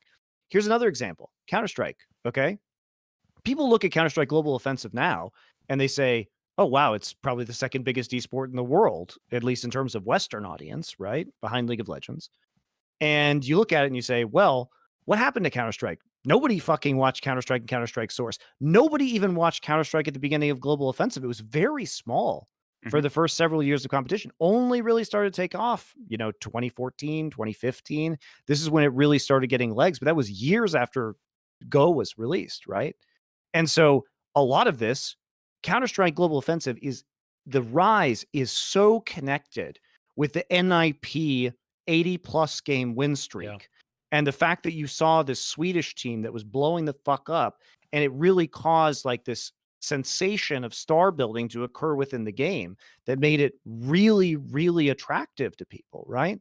And we still see that going today as one of the reasons why CSGO is so attractive. Like, look at the last year. Look at ZywOo coming out of Vitality. This guy, it's funny, Thorin, this is an entire other sidebar, but we've been talking about it here because he's here with me in London. But one of the cool things about ZywOo as a player is he was literally born on the day that Counter-Strike released as a box game, like as the game to be sold on its own. And so Thorin was tweeting the other day, let's call him the game, like literally give him the nickname the game, because he was born on the day the game was released in retail, which is, by the way, is fucking sick. Like, objectively, like, yes, we will call ZywOo the game, right? But the fact that this guy was born on the day the retail game was released and in the last year became one of the top 2 players in the world is such an extraordinary story and is so compelling to follow, right? And I think that there's an extra thing there as well where you can bring in that conversation of similarly to Brood War, where you had obviously Flash is the from people outside of Brood War, Flash is obviously the player that is like transcendent of that title in the way that I think if you're a Counter-Strike player that's never played League, you're going to know who Faker is, right? And right now in Counter-Strike, Simple has been that guy for the last couple of years, I would say. Yeah. And there can now become a storyline where ZywOo can start to challenge for that title and start to build that rivalry in the way that, you know, people like JW were having that rivalry. Like Get Right was the guy along the time last ago. night we got Na'Vi versus Vitality in the IEM Beijing finals, and it was a reverse sweep for ZywOo, like in 5 games. Fucking awesome. God damn, I did not know that happened. I'm gonna go watch that game after this is done. Yesterday, it was a 5-game series where Na'Vi was up 2-0 and Vitality won. God Sorry, damn. spoilers, I guess. But well, you know, Twitter exists, so I knew Vitality had won. I didn't know it was that good of a series. So I'm gonna go watch that. But yeah, so I definitely think we've kind of come to an agreement on the overall topic that ultimately I just viewers miss that follow about players, League. not the game, right? Like I miss those stories from like 2013, 2014, 2015, where we just had these like really epic star players that we were talking about. And like I just feel that we just don't have that anymore. And unfortunately, I feel like all the players who were from that era maintain that level of popularity because people remember what they were. They remember what Faker was, and they remember what Bjergsen was, and they remember what Rook. Right? You even obviously Caps, right? Caps plays the game to a lot of mid laners, and I think that is something that catches the eye and all the accolades that come with it. But I agree with you that it's much harder to find that individual expression and thus individual stardom compared to previous times. For sure.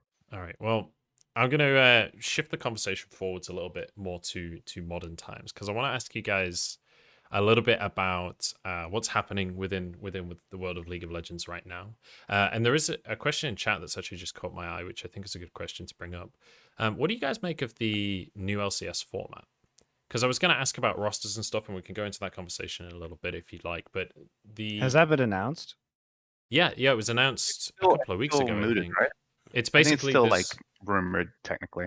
Oh, is it rumored? Oh, I thought there was an official announcement. Honestly, I was pretty sure it was. It's not rumored. an official announcement, but we can talk about like the broad strokes, right? The idea everything of that I've heard about it has been public. If it were to happen, if hypothetically, in a hypothetical universe where this rumor was true, in a world, think about it. Hey, fun wearing multiple hats, isn't it? Do you have a direct question apart from the just like general thoughts? I guess or? just what's your take on it? Because I think that there are obviously the idea behind it, right, is that it theoretically could lessen player burnout. It also lessens the amount of games that don't matter, right? Do you agree that happens? Because in my opinion, it doesn't. Like there are still going to be a ton so of many games assumptions that don't in matter there. at all. Miss me with that player burnout shit. No, Like, I'm literally teams, quoting what was said. Most in the teams article. don't even go to the World Championship. Like the player burnout, it's only an issue if you go to MSI and Worlds. Otherwise, you're just fucking partying for half the year. Like, give me a break here about player burnout. Oh no, I played for 6 months and then I didn't go to Worlds and I never had any stress and I'm 9th in the LCS and woe is me on the player burnout. Like, first off, that narrative just needs to fuck off and die. And second off, I think that for the players where it is legitimate, like we should have a reevaluation of the season in which maybe we shouldn't have players who play both splits or like the entire year, go to MSI, go to Worlds, and then are expected to go to All-Stars or whatever to represent as well. Like the difference in workload is like psycho. And it is true in traditional sports as well. Oh, if you go to the NBA finals where you play like, I don't know, up to 28 more games than the next person or like the next team, right? But at the same time, it's not like they're getting paid way more money to be star players, right? So I think burnout's a really specific topic, right? And it has a lot of different, psychological definitions that I'm aware of, and there's kind of like more narrative sides to it. I think to that, like to your question about this impression of kind of like the one long season and what it means. It does mean that every one game theoretically means less in terms of like whether you're going to qualify for playoffs in spring or not, right? I think there's always this argument of like how much competing goals are there between like trying to win every match and trying to like take risks and things like that. And I think those are things, even a year in, I don't feel like I have a huge kind of like specific kind of like answer to. It's still something I'm learning and iterating on. I know that last year we obviously locked our roster until we made one big roster change and then locked that roster, and that didn't feel like the right way to go. And I think this year, a lot of our talk, and we released a Twitter video about this, is like more focused on internal competition and striving for this idea of the best performing player in like LCS and Academy is always playing the LCS game, and even the specifics around exactly what that looks like and what are the performance goals, and do you unlock with this level of performance here, or is it a relative thing of this guy's overperforming, this guy's underperforming? That's still conversations that we're going to have now that the roster's locked in to truly understand. So he what I hasn't will announced say- the Cash App Thunderdome yet within the Ooh. 100 Thieves facility. He's going full Hey, Australian, He's going full It's Australian. some free plugs. I love it. I'm loving it. But all this sort of stuff is like very specific and things I'm still kind of like learning about. But I think overall, the fact that everyone's playing, one long season rather than like 18 games to get to playoff situation, as I understand it from what's public. I haven't even been briefed privately, right? Like, so I actually don't know, but I'll just go on what's been said publicly. I think that does open up this idea that internal competition into results, into vetting that, and kind of continuing to mess around is more real than we have to do it this way because it's always been done that way because the season's so short and every game is so important. So I think I have a that wacky overall, idea, PapaSmithy. I see it there. I have a wacky idea. You ready? Wacky idea. I'm listening. What if we didn't have to play a league format at all? Revolutionary. No one's ever done that. The game's called League of Legends. That doesn't work. I mean, theoretically, I guess it means sponsors and payments and stuff are different. That's the gist of it. I think the counter side is the predictability of the format and the scheduling is very attractive to What if I people told spending you money in it. that I had designed a format where it was predictable, but it also wasn't a league format? I would tell you that you were a liar. You would tell me that I run Flashpoint and I've already done it, and it's much more exciting. So, I mean, we run basically a much more exciting version of what could exist within League of Legends at Flashpoint. And do you want to explain to people, Monty, what that is? Sure. From a league background, probably a lot of people don't know. Sure. What it is it is a series of group stages. So it's a series of micro tournaments where basically all teams we have 12 teams, and they're all separated into groups of 4. So 3 groups of 4. And then they play a double elimination within those groups of 4. And then all the groups then mix up again. So the teams all choose each other into these groups. So there's an actual active selection of who their opponents are going to be to build rivalries. And we do that 3 times. Next year we would be doing it 3 times. We're doing it less because of COVID this time. And then at the end, 8 teams out of 12 go into a double elimination playoff bracket. Now, the advantage of this is that you actually have things like your final match and you have knockout matches.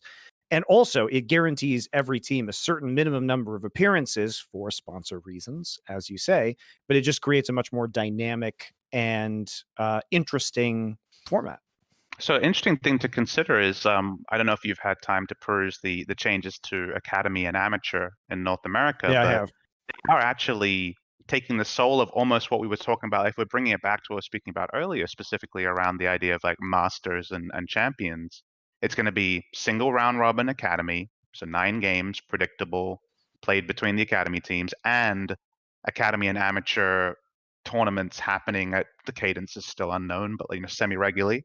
And some of them will be Academy only, some of them will be Amateur only, and some of them will be Academy versus Amateur. So it is kind of all of these different formats interacting.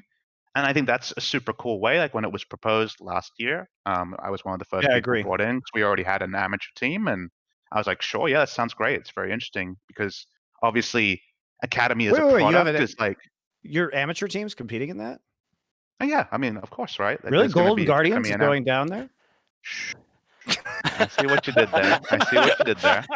We'll leave it to the side for For now. us. Leave it to the side. But to the point, that the interesting part of it is that Academy as a product is inherently not very interesting because it's like the bench players versus the bench players, right? Whereas this idea of bringing all the different talent together, finding different ways to tell stories, having more winners, I think is interesting. And if this plays out in a really positive way, there's no reason that LCS always has to be the same forever, right? So at least we're going to have a test case that we haven't had since, I guess 2014 was the last time we had something like that. I mean, I just hope for more radical changes, right? There really isn't a reason. So to set up what PapaSmithy was saying for people who don't understand is that when you're constructing this kind of structure, you're trying to solve the following problems. First off, well, depends on who you are. I like to make things exciting. That's my number one priority. Now, the other thing so far, you're trying to solve for is you're trying to say, okay, each team needs a minimum amount of exposure because, especially in a franchise league, which Flashpoint also sort of is, we do have an open qualification component, so it's kind of a hybrid.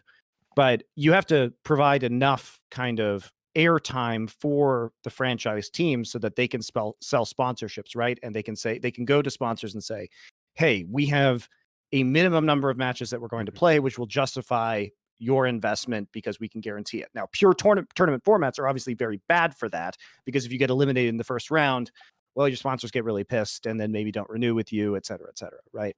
So you're trying to solve that issue. So you have to create, you have to figure out how to create a league format that operates according to these principles. Now, American sports just run league formats because they do offer that minimum guarantee of, we have this many home games guaranteed where you're going to see this much income from selling tickets and seats, and our sponsors are going to see this much money coming into the team.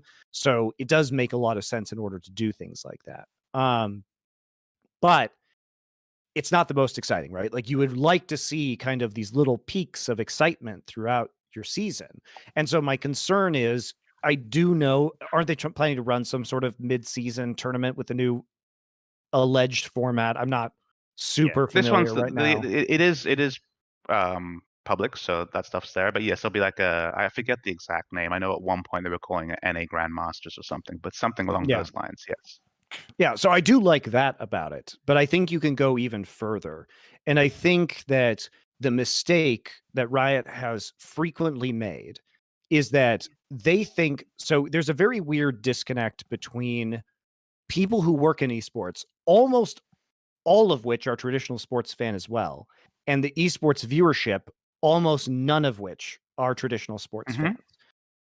So what the perception is among people who work in esports, oh, I understand traditional sports, so therefore I will create a system that is like traditional sports because my audience will understand it. When most of the time, the truth is the audience doesn't understand any system. So you could put any system in place, even a more exciting one, and they'll still understand it because they're passionate about it. So I tend to opt for very extreme formats or very esports only formats. And I will say, you know, with a touch of arrogance, I am probably one of the, if not the format expert on esports in the world. So I spend a fuck ton of my time thinking about this and dealing with it. And so I have a very good idea about which formats have been used throughout esports history and which ones are active right now and what has been effective in terms of energizing an audience. I was going to ask you, is kind of like, because you guys have been around the scene for a long time, obviously a lot of these kind of experiments with formats and viewership and all that kind of stuff took place a couple of years ago. It feels like at this stage, the esports viewer audience and all that has evolved beyond that. Like, do you think it's worthwhile? I know obviously you're doing it now, Monte, with Flashpoint, but do you think a lot of the data that was accumulated is kind of outdated at this stage? Or like, do you think that the esports has just evolved beyond what it was 4, 5, 6 years ago? Such as No, I think best it's of still threes true. and LCS. Yeah. I mean, so there is truth to what Riot says about not having best of threes in LCS. Like from a competitive perspective, it's a bazillion% better. But from a viewership perspective, I understand why they may not want to do that. Western audiences are less likely to watch a best of 3 compared to Eastern audiences. I believe that is true. Now, selfishly, I still want the best. So I hesitate because I do this show called Summoning Insight, and forcing me to watch more LCS best of 3s would be painful use of my time. But I do think it's better competitively for the teams and the players in order to improve. I'd love to hear where your thoughts are on this right now, Baba. I mean, definitely as a GM, first time on the team side, you definitely have that thing where you watch 20 plus scrims a week, and then your team botches a level 1 or something, and it's like, no, like we did it in scrims, like why is this the only one that matters? Like definitely that's where best of 3s is like, all right, well we fucked that up. Let's reset, go back to what we know. So I think from that side, it's pretty obvious advantage. So I would want that. And I think the broadcast stuff is so, like, I think back to the decisions that were made based on kind of like, what was it, 2015, 16, 17 data when they were running competing streams in NA and stuff like that. Like there were a lot of reasons that viewership went down. And kind of like circling in on it must have been the best of 3s is kind of like, it's one of those things where I'm like, the scientific method wasn't applied very thoroughly here. Now, relaunching it and just being like, all right, let's try it again. Maybe that doesn't matter. Well, but the thing is, right either. The thing is, Papa, is like, it's because it was best of 3s in a league format. If you have a best of 3 in a GSL group where it's, somebody's moving into the loser's bracket or somebody's moving into the winner's bracket, the best of 3 becomes much more exciting. It's about how you use best of 3s, right? That's the issue here. And I think it's like the application of that. And I agree. I think Riot's feeling the same kind of pressure around everyone who's talking about Worlds format to change, MSI format to change.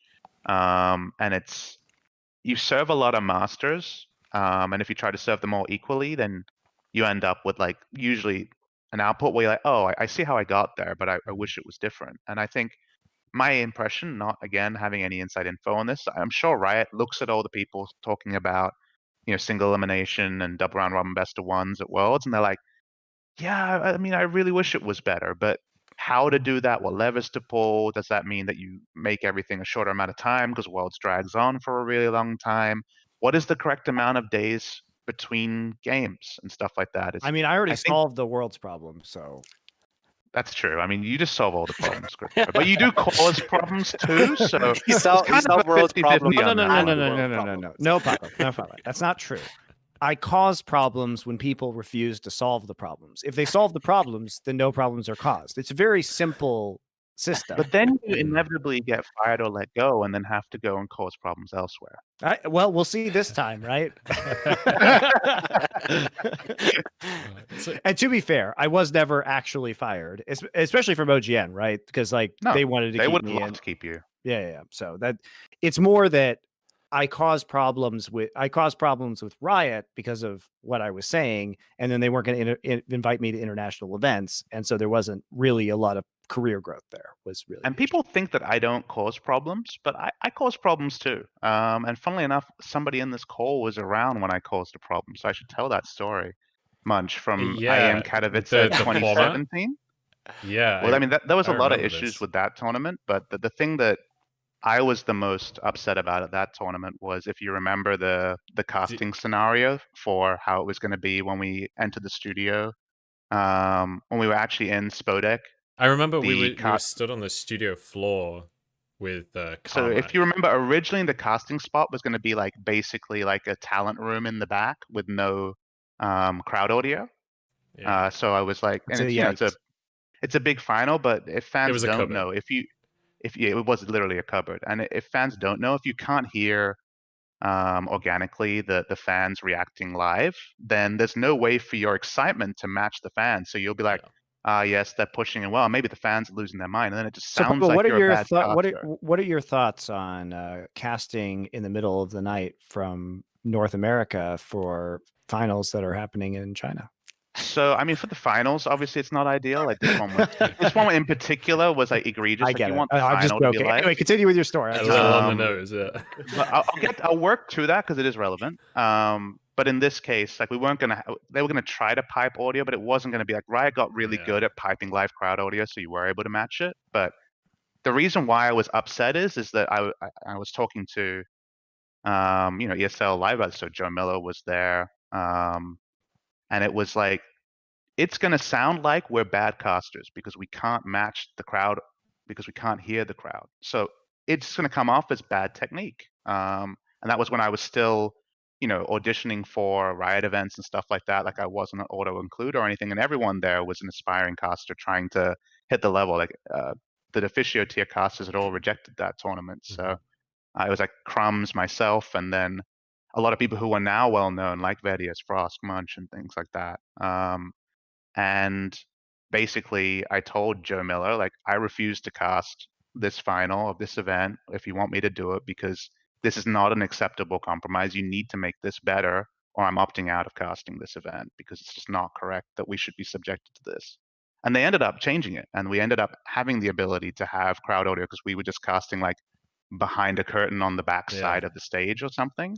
But you have to choose your moments to cause a ruckus. Otherwise, every fan would listen to my cast of the final or whatever match I did there and be like, oh, why is Papa not into this game? Or like, this cast is not good. And to be judged for something that you knew was not correct, but still be vetted as if it was, like the exception, no one sees the like apology or the asterisk, right? They only hear it live, is not correct. So you definitely have to choose your battles for things like that. And to Monty's point, eventually crowd piping in got pretty good, so you are able to do those like organic enough remote broadcasts. But there's always times to cause a ruckus. Christopher just causes more ruckuses than most. Yeah, I will say that was a time to come back from the bathroom. that's thanks to you, actually. That was the thing is, still the weird thing, stadium Papa, is event like I've done every that time I was cause a insane. ruckus, I just end up making more money. So it's like a weird thing where I've been like perversely incentivized to make ruckuses, because like every time I'm done making a ruckus, I'm like, well, is my career over? And then somebody else is there with like a giant sack of cash, like, would you like this? And I'm like, come make a ruckus over here. You were saying Munch? I was just gonna say, yeah. Thanks to your essentially arguing with ESL. That was the first time, and since then, the only time really that I've been able to do a massive stadium event like that with a crowd, because we would have done that this year, but COVID fucked everything. Yeah. So, but like we were like there was the stage was obviously massive. Anyone that hasn't seen IEM, you can go and look at pictures. The stage in the Spodek is like half of the fucking arena, basically. It's huge. And there was the analyst desk to the right of the stage, and then there was like this kind of black curtain here, and just on the other side of this curtain was the caster desk. So we weren't out in the audience like some of the other events that you've seen, but you were still like in the arena. You could still feel the force. You could still feel the ground fucking move, because there was a Polish team there as well. H2K was playing with Jankos in the team. And every single time Jankos did fucking anything, the crowd just went ballistic, because it was free tickets. I mean, there's casters so now that packed. don't know that stuff much. That's the interesting thing, is like so much of broadcast is now remote. And when you guys finally start getting to stadium events, because one of the big upsides of OGN and doing LCK and Hearthstone is there was just a lot of live big stadium events, and we had a studio crowd as well. So between the two, riding off the crowd, like the highs you feel off a big stadium final those are the things that I miss from casting. Like those are the things you're like, wow, what did it feel like to be on Madison Square Garden for Rocks, SKT and stuff? Like the rush of that is now just going to be less present, because I think going forward, especially for League, very, very few stadium events will have in-person casting. That's one of the things actually I've been incomparable, missing. I think. Sorry, go on, Doug. One of the things I've been missing is that, like, I did EU Masters, but that was, a relatively small place, and we were kind of separated. So, I've never actually cast in front of a live audience. Now I'm excited too, but it's definitely something when I hear like veterans like yourselves talk about it, it's something that I definitely realize like I have never got to experience, and that's going to be a different beast when I do get to that level. Well, I can say from somebody who is currently in a position where I can actually control things like this, that I believe that all casters should be in person at stadium events. You know what I mean? But I mean, obviously, I have the unique perspective of being the first caster to ever reach commissioner status in esports history. So I have a different perspective on how we should operate the broadcast, how we should operate production, and what is effective for casters than most other people. Yeah, I agree completely, and I think it's like from my perspective, I've done a lot more since IEM, and from a casting perspective, IEM was really not a highlight of my career. Like in hindsight, looking at how I cast at that event versus what I've been able to do this year, like from a career perspective, this has been a far better year for me. But in terms of like the emotional payoff of that event and like what that event meant to me, and a huge amount of that is because of the experience of casting at a stadium. That is still far and away the peak of And I'll say that this like career it's for not me. like you're going to like what I will say is that like studio casting, like the more in person kind of the stuff you guys are used to is still something I miss, but it's a different rush, like the casual talk, the fun of it, like that's still a really cool thing. But to like have both those experiences, right? The casual fun moments, but also the rush of what a stadium finals like that's the kind of variety that I think the reason why I bring it up is like it's almost like that's the crescendo your seasons should reach, So like you have the studio stuff week in, week out, which feels like the day job, and then you have the like, this is why I do it, and like twice a year, 3 times a year, whatever it ends up. That kind of like variety of pacing is I think what kept casting so fresh, is because you were like always 4 to 6 months away Yeah, from like that really like that moment that you remembered what the rush felt like. that's the carrot on the end of the stick, right? That's Yes. the thing that's tugging the donkey along. I mean, I also think that in a certain way, it's kind of a lack of imagination about what the live experience can be.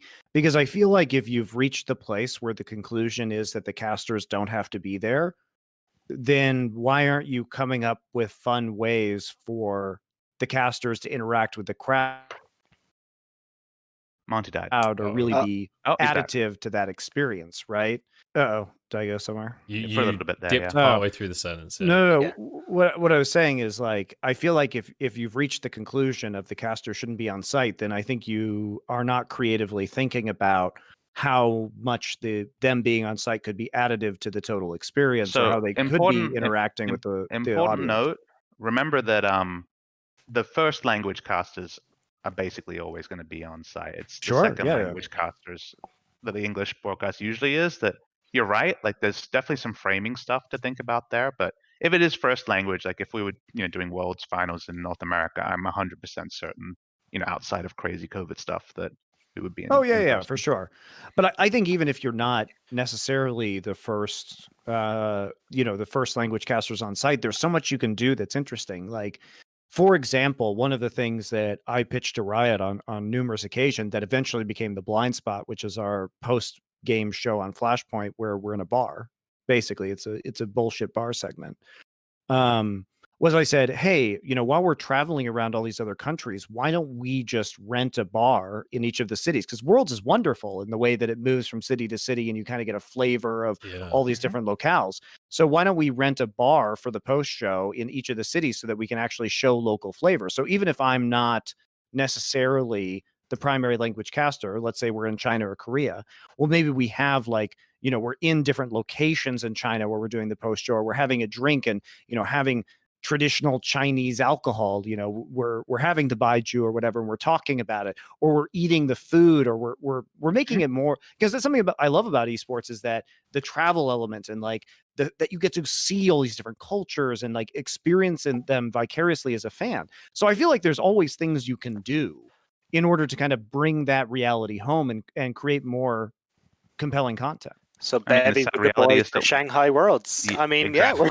let's do it. No, like, exactly. Like why couldn't we, when Worlds was in Shanghai in a non-COVID time, obviously, but wouldn't it have been fun to have like the LPL casters like selecting like their favorite bars, you rent them out and you have a drink there and bullshit about the games after they're over, and you're like, this is why I love about Shanghai, and I think fans love that. I would love it. Yeah, as a viewer. That's my favorite kind of content as well, the more relaxed content, but it's also so it's so much different to the standard content that you get when, especially if you're in a place that it's a different idea, it's a different area. Like production wise, it can be a challenge, obviously, filming in places like bars and that, but generally speaking, it's doable.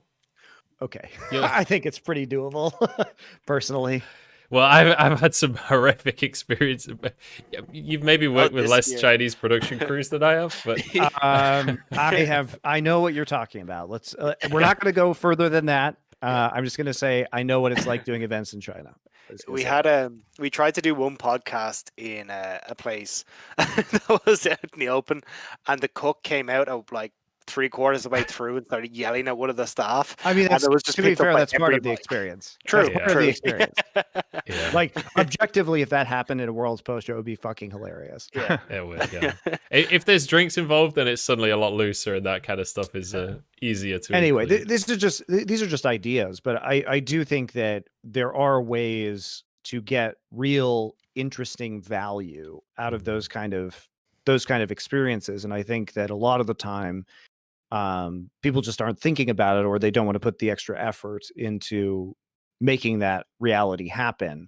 And I just think it's a shame, because I think that what's so cool about esports is that we're truly an international entertainment system. And so when we have the opportunity to show off other cultures or foods or anything like that, we should definitely jump on those opportunities, because that's part of the reason I got into esports, was not only my love of sports, my love of competition, but because of my love of travel. And I think that it is, it's way more interesting if the viewer hears, hey, we're going to head out for this post show into Shanghai, come join us for like a night on the town, than it is like, here I am on the couch again talking about the League of Legends. Because even though we all enjoy the analytic aspect of the game, like, let's be real, 90% of the plebs don't give a fuck. So you have to give them some other like hook to get them involved. Hook the plebs. Christopher MonteCristo Michaels. For True. sure. 2020. So full-time job. Reel the plebs in. I will say that one thing I'm sad for a lot of casters, and obviously, you two are also trying to like get yourself onto Worlds broadcasts and stuff, and it was cool to see that Lyric was able to backdoor his way on, is that after 2017 Worlds was kind of like the watershed moment where it was not send all the best NA, EU, China, Korea people to the event, and then you're in China for a month, or you're traveling the world. Now it is much more, you're doing it in, either one location where everyone flies to, or this year everyone was separate, right? And there was an ability to mix up pairs. And I hope the reflection from this year isn't just do that, COVID or not, and never have the cool casting pairs, of like, I really loved casting with Captain Flowers and Deficio, right? So like KR, EU, NA going on there. And I think it could be, right? Like there's always budgetary things, there's travel things. Like if we're not, you could do like for example, this year, if it wasn't COVID, they could have done Dade and Munch go to bars in China and not flown over anybody internationally to do it. And the reason why I bring it up, there's the one thing where it's like, okay, the cost of housing everyone for a month and paying for them, like for sure that's relevant, and like it's always budgetary stuff. But the other thing is that the feedback from 2017 Worlds for the English broadcast is that people wanted to go home as fast as possible and were relieved when their shift was over. And maybe that's the collective burnout of many, many international tournaments and time away from home. Maybe that's just everyone maturing and being in different points of their lives and missing their loved ones and stuff. But there's always this like, with long events, there's always this like point, and I felt it many times where I'll reach a day and I'll wake up in a hotel room and I'm like, all right, I'm done. I need to get home as fast as possible. That's enough hotel for me. And all the different levers and all the things to consider there with the world situation may mean that you guys never get to experience that first, 2 to 4 week living out of a suitcase in a foreign country international event. And for that, I'm sad, but I get that it's getting more and more tricky to work out how to put all that stuff together. I mean, I will say, like, this is something that I brought up on SI, but part of my frustration with this world is that, and I didn't realize this until I was watching the broadcast, was especially when we got into the playoffs. It was like, I've been so conditioned by Riot to hearing like the caster pairs mixed up in the tricasts at Worlds, that when I got to the playoffs, because that wasn't there, it really just didn't feel like Worlds to me. I wasn't getting like the new caster trios, and I wasn't getting the tricast, and I wasn't getting that same excitement that only happens in like the end of these big international events. And I really strangely missed that a lot. Yeah, I did as well. I think a lot of that was the banter, right? I felt like because I know obviously Monty, you did the whole whistle for SKT and all that kind of stuff, and then you've got like Kobe bouncing off of PapaSmithy, who's the LCK. Like you have all Atlas these trying to different hire a new color caster last Yeah. Worlds as well. There's Yeah. there's all these different banter points that come up, and I felt Yeah. like that was missing. Where it was, oh well, we got the EU guys on, and they're Well, just it's because kind of it's trying not to fresh be biased. again. Like, I mean, it sounds weird, but like, you know, I'm sure Papa can talk about this. Like when we all got to Worlds, it was really fun to be together because we didn't get to be in person very much. Yeah. So it was really kind of like a very, and this is another reason to have casters on site together. Because fans don't realize this, but when the casters are on site together, the players, there's a lot of exchange of information that goes on between the players and the casters. It's much easier to approach them if you're all in the same cafeteria at meals, talking to them about the games. You just get better information, period. Like that's just true because you can message them on Discord or whatever, but it's not the same as the kind of exchange of ideas that happens at Worlds. But also just as casters, we would sit down and we would all the analysts would go into a room and just review VODs together and we'd all be pitching in ideas. And like, even though it's nice to think about, oh, we could do that remotely, it's just not the same. No, like, no, you're it's not the camaraderie, right? Like the camaraderie. That's what I missed from this World. So I didn't participate on this World at all. First Riot event I haven't participated on since I started, and I miss, you know, Deficio coming in like half asleep off his flight and breakfast with the boys afterwards and all that sort of stuff, you know, like the camaraderie you feel because like you're kind of like a solo, or maybe there's two analysts in a country, right, and doing an English broadcast, and LCK and LPL was one for me in 2018. It's like coming in and both sharing ideas and like having someone who really gets what you were going through rather than like the idea of what you were going through. Is definitely a big thing to miss. You know, I'm missing a lot of great people that I weren't able to see this year, like a lot of people are in the current world situation. But I want to bring it up to you guys because obviously it's been mostly Christopher and I talking, but like it is a shame that there probably won't be those like long tours like there were kind of 2017 and previously. But I agree that like the organic bouncing between people who don't get to see each other very often, I felt that being lost. And then small final thing is like, think about how much pressure and negativity the EU analyst desk crew, who kind of were the only people that got to like set up and then close up games, got around any EU performance, good or bad, or any neutral performance. Were they neutral enough and it was stuff? definitely like because you Gigas couldn't feud. have someone being like, haha, my team won, fuck you guys. Like, because it was only the EU people like, and that's what happened with this region that isn't ours, or like our region lost. It's so sad. It really kind of it launched a lot of crazy negativity. I mean, even like the trolling that I used to do, like if you think back to 2015, where I was basically just like trolling the EU audience while I was there, you know, on the desk while their teams were losing, it's very memorable, right? Yeah. But I mean, I think you really saw it this Worlds because that G2 semifinal cast was not good and extremely biased. And I know none of you guys are going to say shit about this, but I'll say it, which is like, I don't know what was happening in that cast, but I missed tricasting the most at that point in time because it just felt like the most depressing G2 focused cast that I've ever heard. And it wasn't at all like celebratory about the winning team. And it was quite underwhelming, in my opinion. And I think that is a product of two good casters having an off day, number one.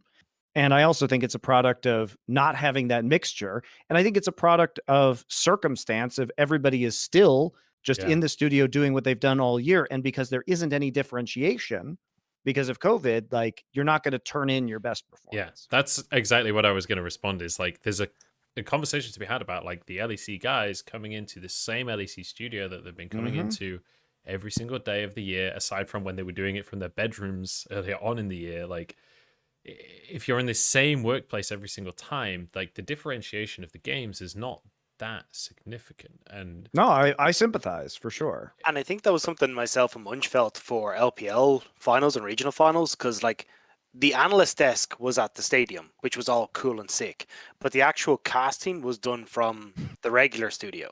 Hmm. which meant that you're going in and it's just like, well, this just feels like the last 170 series that I cast. I mean, there's no Yeah. real, so it was hard to, in that respect, to try and get us up and hyped for what it should have been. Now, don't get me wrong, I was still super excited, but at the same time, you're kind of like, oh well, it's another day on the job.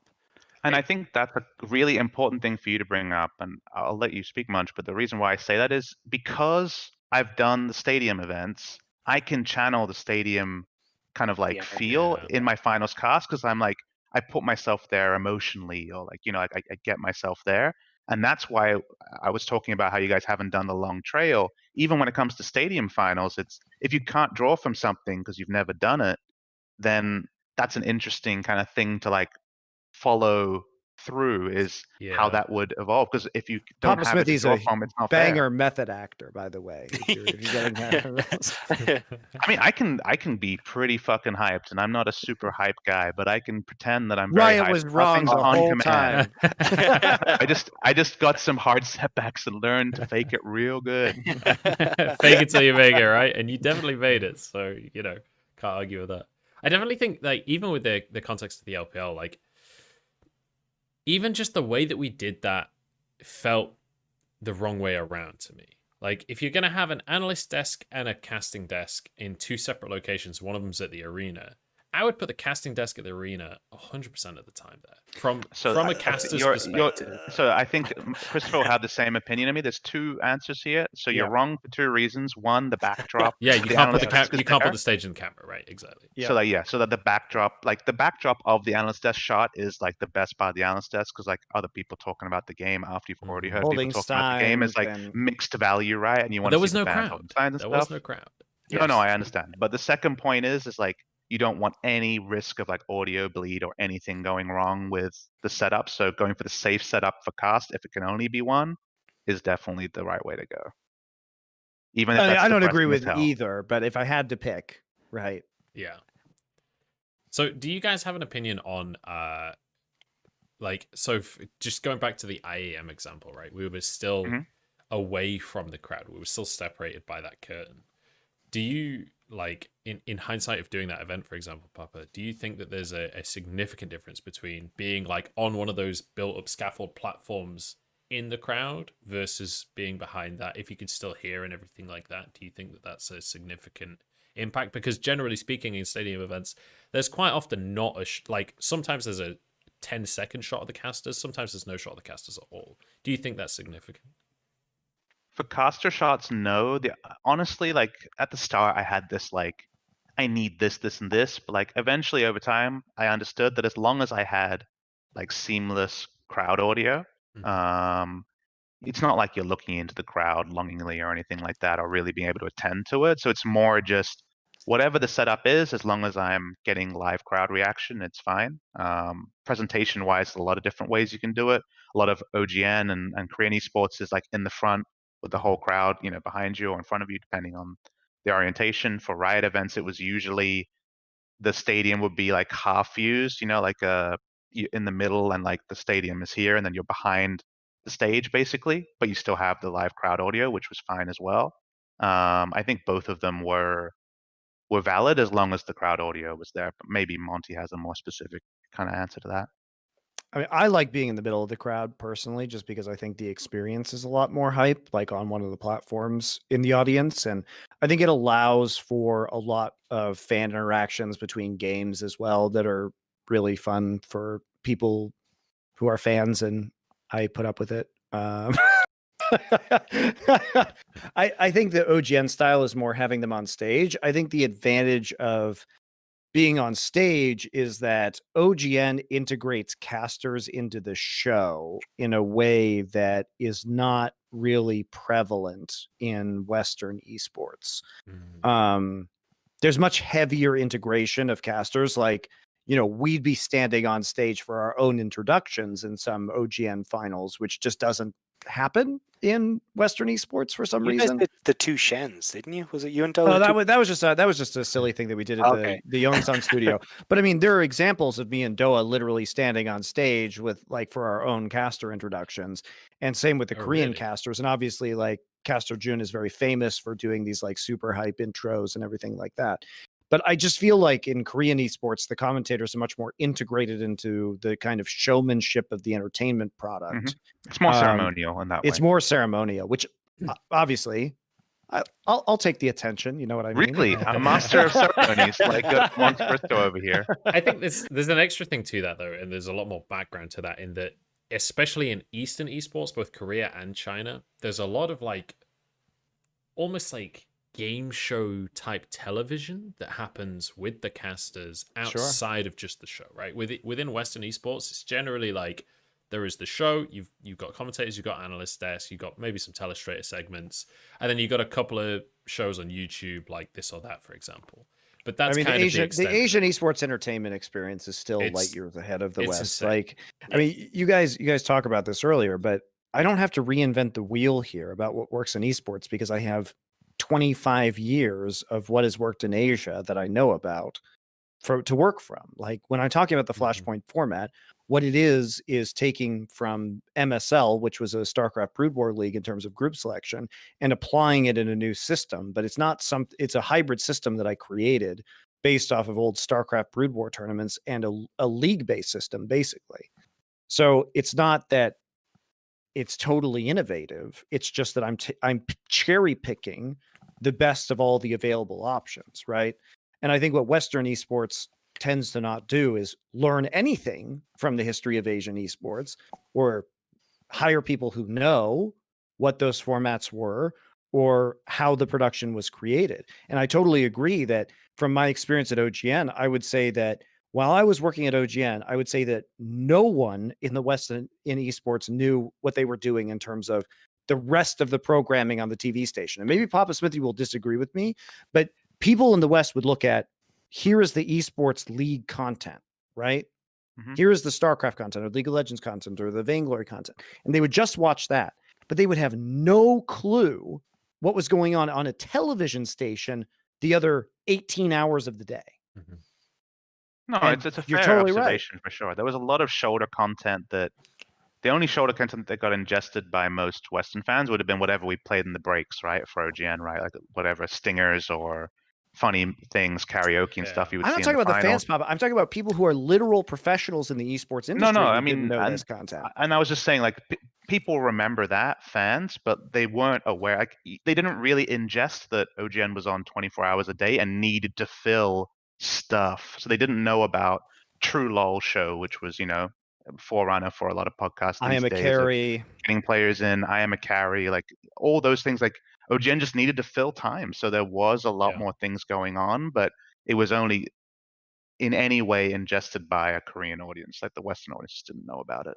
Yeah, but here's the thing: is that it was a major factor in driving Korean audience viewership and participation within the esport. So you know, when it's almost like that League of Legends was looked at in isolation instead of that was the competitive product, but there were all these fucking awesome shows that were driving fan engagement around it that have been completely ignored. And we still in the West haven't done a great job of that. I mean, I can prove it.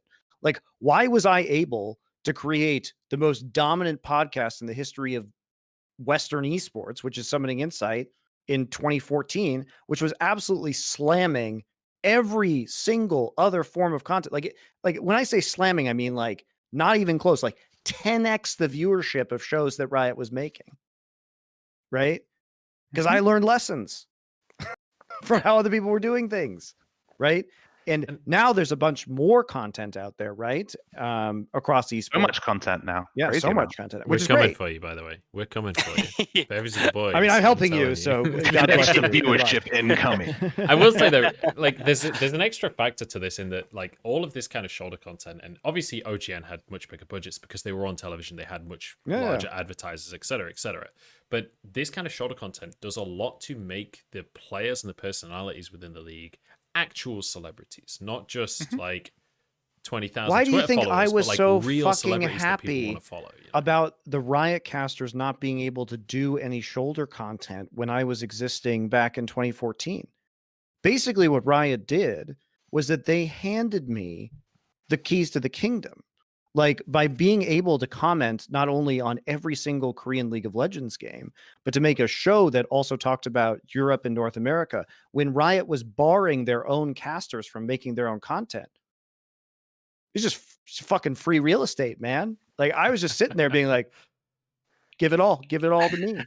They couldn't do anything. Riot had locked them down to such a degree that they just couldn't do it.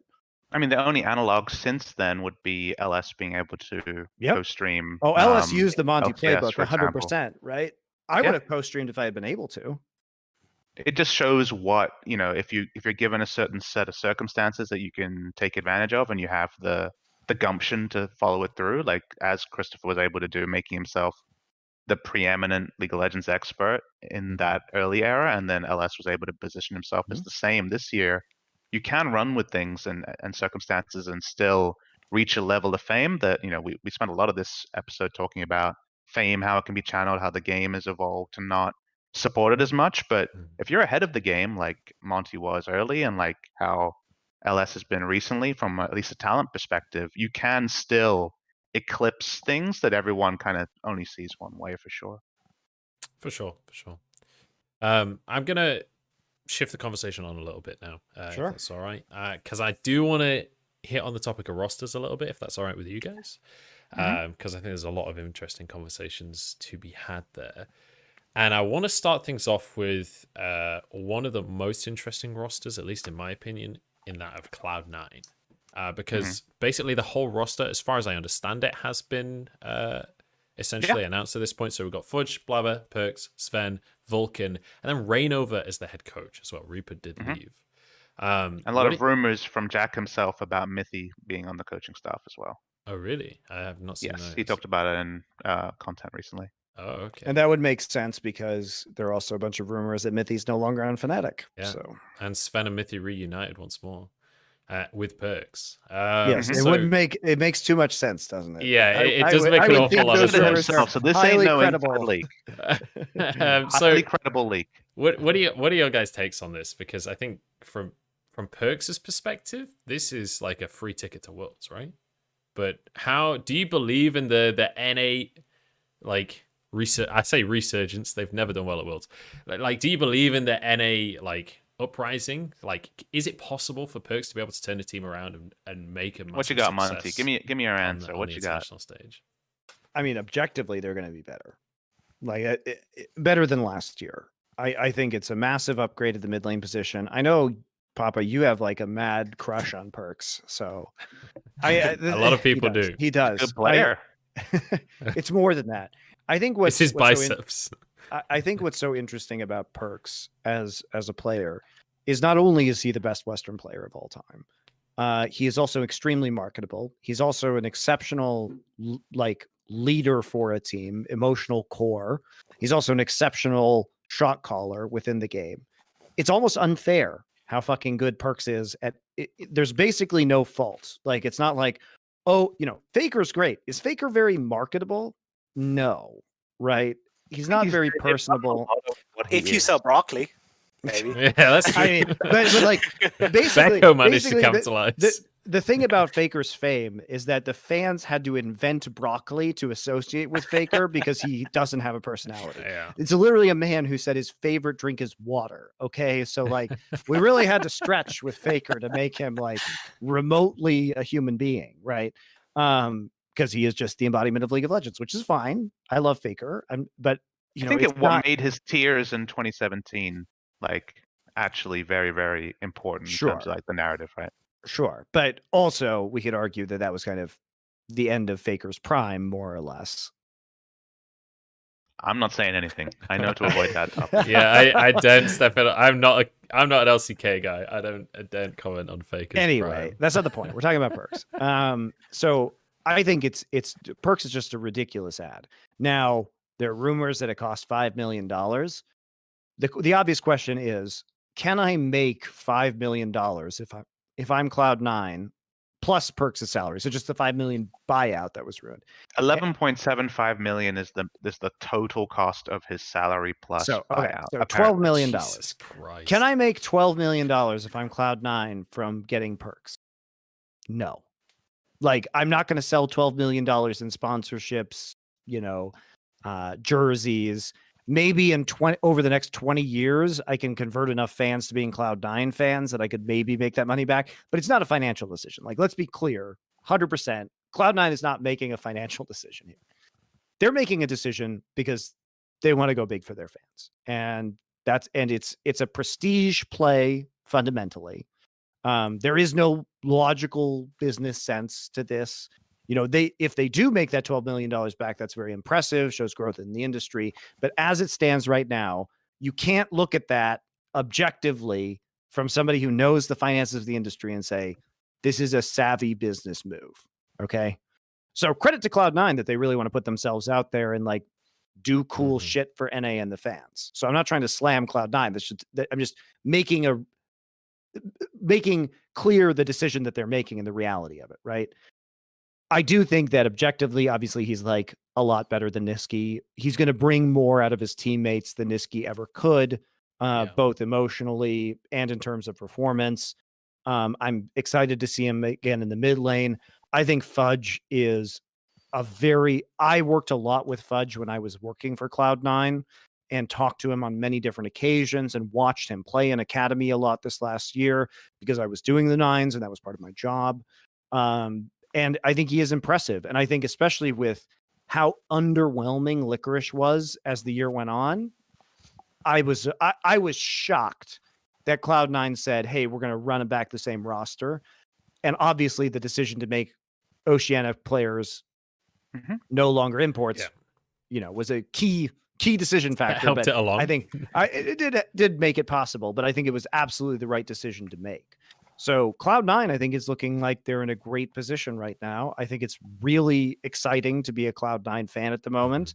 I think it's exceptional for NA as a scene because if there's a player that I think has the highest chance to elevate an American team into the semis of Worlds, you have to get Perkz. I think that's the way you do it. I think it's the only way you do it, frankly.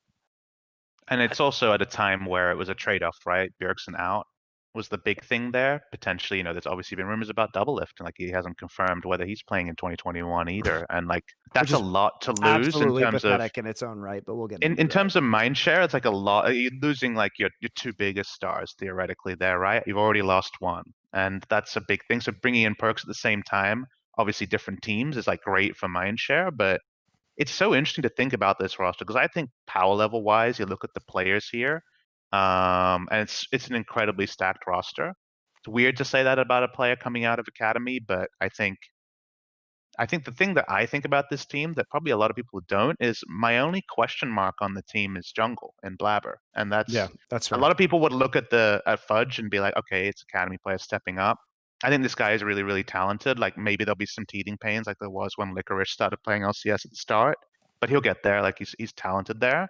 He also has an extremely good mentality. So you're taking out Niski, player who basically plays for the jungler at all times, and that was the dominant strategy Cloud9 won with in this iteration. And that's the only time Blaber's been a starter, right? He was a pinch hitter before. And then you're replacing him with Perkz, who more of a classical mid laner. Now he's still great at bringing in teammates. He's definitely great at all the, planning and out of game attributes as well, and a fantastic player. But he's not Niski. Niski is very unique in his style. So the only question I have is, how does that fusion look like? How does mid jungle look like there? And talent wise, no doubt, both of them phenomenally talented. Definitely the best play I saw of any player this year. And I watched a lot of League, watching all our scrims, was Blaber. Very, very mechanically talented player, very great aggressive player. But just knowing what that looks like if it looks good, it's like, of course it looks good. These are really, really talented players. But here's it's also the only thing that could trip up what is otherwise a super stacked, powerful roster. Yeah, but here's the thing. I think you have to do this play because, as you're saying, Niski was there as a crutch for Blaber most of the year. But that's never going to make Blaber a truly versatile or intelligent jungler. And I think the way you do that is you add Perkz, and you need to test Blaber in different styles. But isn't that the only yes/no? Because there's a chance that it doesn't work. Sure. And then the whole experiment is moot. Oh no, who is going to sacrifice their career to come play jungle on Cloud9 for Perkz? Oh no, That's who true. will do that? Oh That's how God. they are, Christopher. Maybe they don't have the They'll money have to such make a that play. they'll such a yeah. No one would ever take a salary cut to be on that team. Like, come on. Buyouts, baby. I understand what you're saying, but I don't think they'll have a problem like getting the right look in for a penny, in for $12 million, in for a pound on that one guy. Like, oh no, they're not going to pay $500,000 somebody's buyout. Like, they will. $500,000 out of Academy player? Or $1 million, whatever. It doesn't. My point is that you're already in 12 million. Like, we'll sunk cost fallacy this shit all the way at this point in time. Just double down. But definitely look at the roster and I'm like, this roster's stacked. It makes a lot of sense. I choose to believe Blaber will get there. Like, it's no surprise if it ends up being supremely strong. And I think that all of the anecdotes I've heard about Perkz within G2 and within previous teams, well, pretty much actually exclusively G2, now I think about it, is that he does bring out the best in other players, and he is more than willing to give feedback to other players. So he's definitely the kind of player that is going to level up the rest of the squad.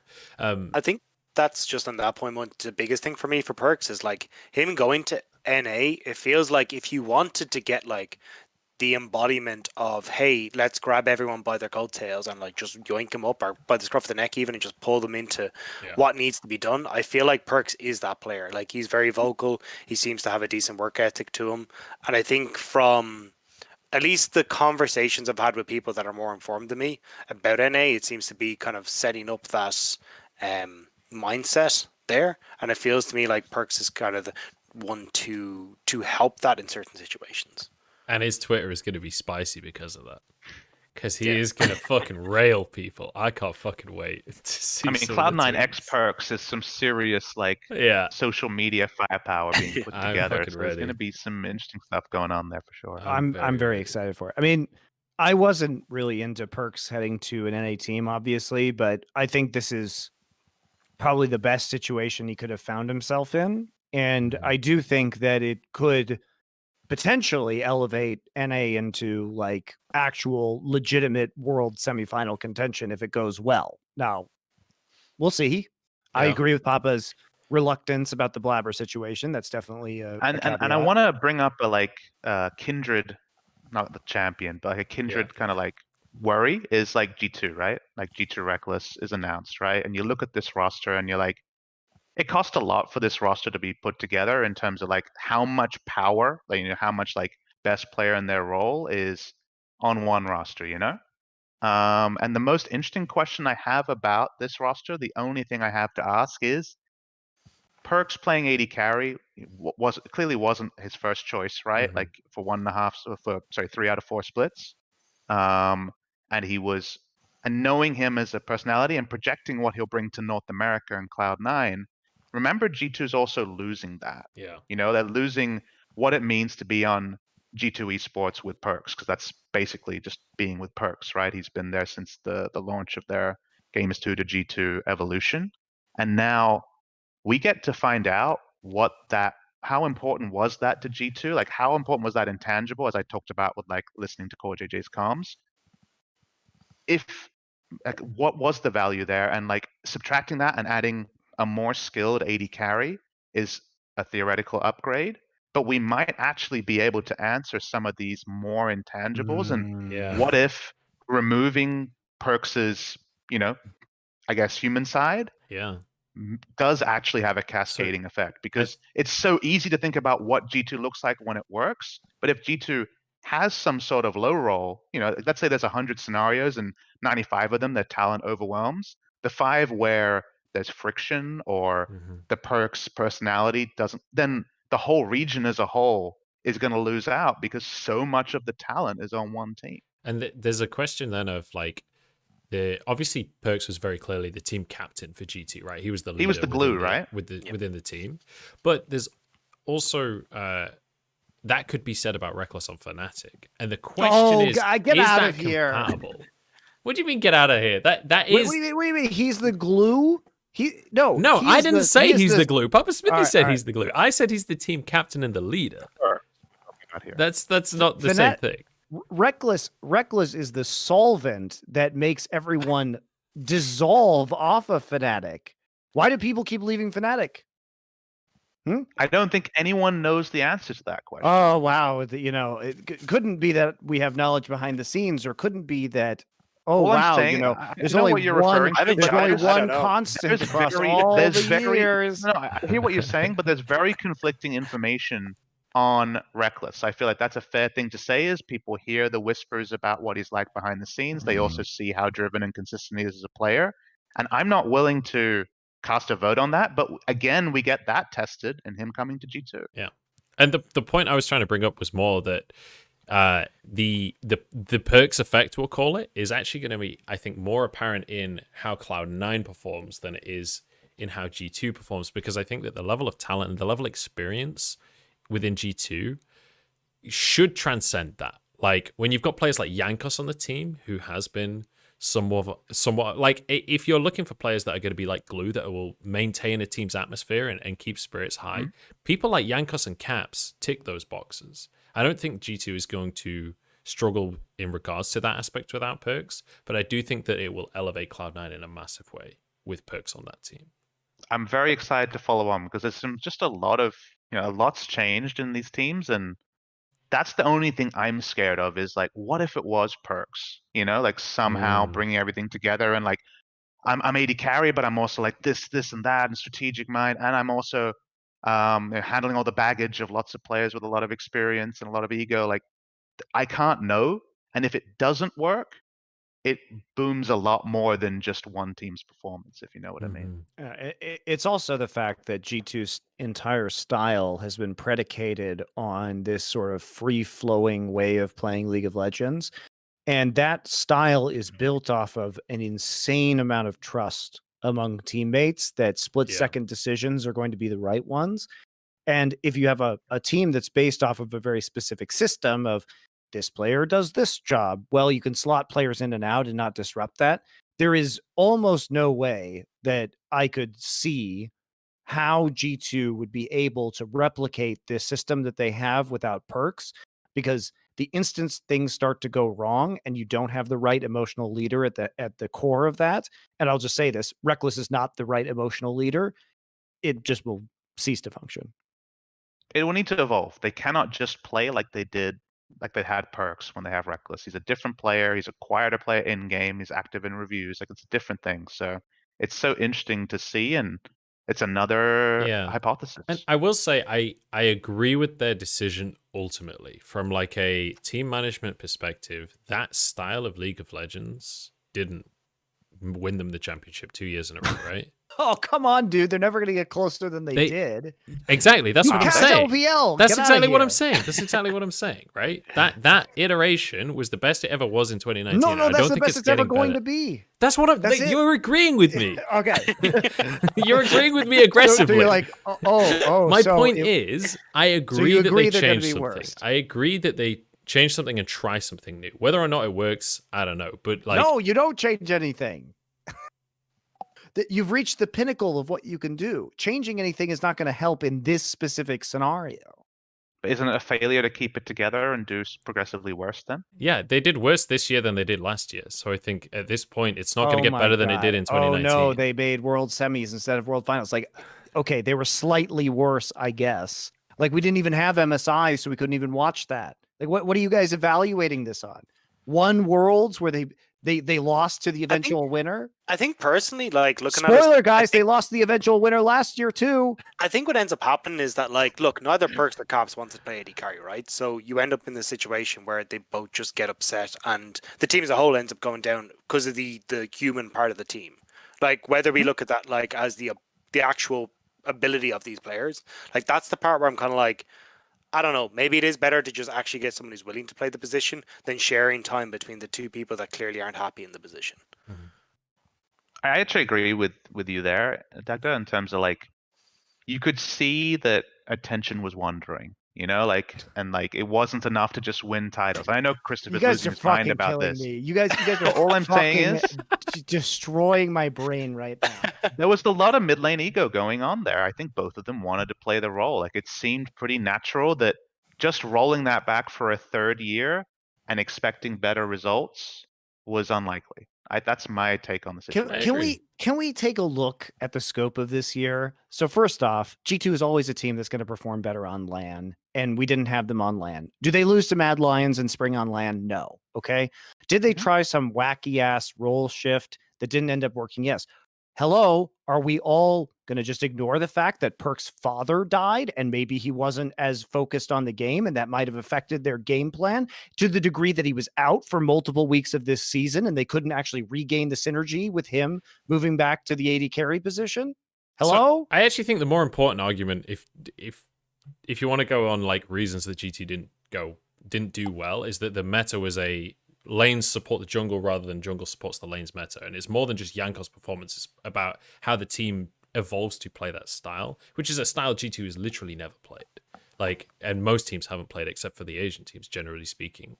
So I think that's a much stronger argument as to why G2 didn't. Not that obviously, you know, your dad dying is probably going to fucking suck, right? But all I'm saying is there were extreme, there are a lot of extreme, reasons. extenuating circumstances that we must consider. Because even at a minimum where you say, well, it didn't affect Perk's mentality, he missed games. He missed a lot of time this year. And that's a lot of time he didn't have with his team. It's a lot of time when they were switching roles again that they didn't have back. Like there was, by the way, I didn't hear that mentioned one time at Worlds, even though that is... You can't escape that story about this team's performance. There is a conversation to be had about, certainly for the EU guys, bringing up that kind of story when everyone in the world is already railing them for being hyper G2 biased. As soon as G2 starts doing badly, they're like, "Oh, Perk's dad died, by the way, so just forget about this one, guys." Like, I mean, it's completely reasonable, right? I mean, that's the kind of story that should be told, frankly. What I'll say is from being inside a team where obviously there were narratives around our performance and what we should be doing, what we weren't doing, and what would have worked and what didn't work, I can tell you that diagnosing those problems from the outside and from the inside is very, very different process. I did that as a caster for years, and now I've tried to do it as a GM. I'm not saying that I nailed it every time or anything like that, but if G2, with all the information about the personal side, the playstyle side, what it looked like in scrims, what it looked like on stage, the natural push and pull of two mid laners trying to play, one of them can only play mid lane at the same time. If they used all of that information and made this change intentionally, then I think that's the most we can hope for. If they think that that's their way that they're going to find success, like they have to be bigger experts than we are, because I mean the stuff Monty's saying is correct. Like his dad dying and what that would do to his attention and like his motivation and stuff like that, and what it would do to the team, the cascading effects there, whether even just the intentional, like not having the player around for a while, what that would do. We can only speculate, and that feels like dirty to even speculate about. Like it doesn't change anything for how I think about Perkz, but a lot happened this year, and unpacking it as an outsider, you can say, this is the reason I have this opinion, they should do this. And based on available info, it could be really convincing, but I just have to hope that they had all of that info and put it together, because I know how hard that can be to do. Yeah. And if this is the way they see it going forward, it's going to be interesting, because I think the only reason they make this change is to do better internationally next year, and people will compare it to 2017 TSM, right? And the change they made. No, I think the reason they do this is because Perkz wanted to move back to mid lane and is doing something different with his career. And in a world where you have to keep Perkz on contract because he's unhappy, or you have a chance to sell him to NA for $5 million and you're G2, then you sell him for $5 million because it's both what he wants and it gets you a lot of money. And then what you do is you say, hey, who's our biggest rival? Oh, it's Fnatic. What happens if we take Rekkles? Oh, they're not a threat anymore? Then we take that. I don't think it has anything to do with international success. I think it has everything to do with having an unsolvable situation with your desires as a team versus Perkz' desires as a player. And I'm not saying Carlos is being selfish. I'm saying he wants to honor Perkz' desires as a player. And so he's going to make the move. He's not going to sell him to Fnatic for obvious reasons. And at the end of the day, if you have a chance to gut your rival, take their star player, take all their fans, and really limit their chance of success, then why wouldn't you do that? I think they care about winning Convincing Europe. argument too. Yep, I agree. I agree completely.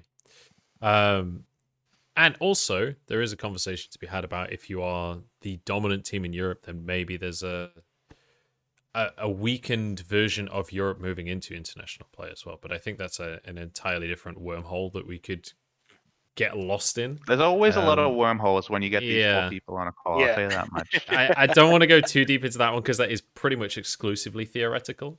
I do want to talk about some of the other rosters that are somewhat confirmed. I believe the Team Liquid roster is completely confirmed at this point. Which is Alphari, Santorin, Jensen, Tactical, CoreJJ. I think Tactical and CoreJJ look really, really solid. What are your guys' thoughts on the Santorin pickup? And obviously Alphari was like a huge pickup with a massive salary and like really, really hyped transfer.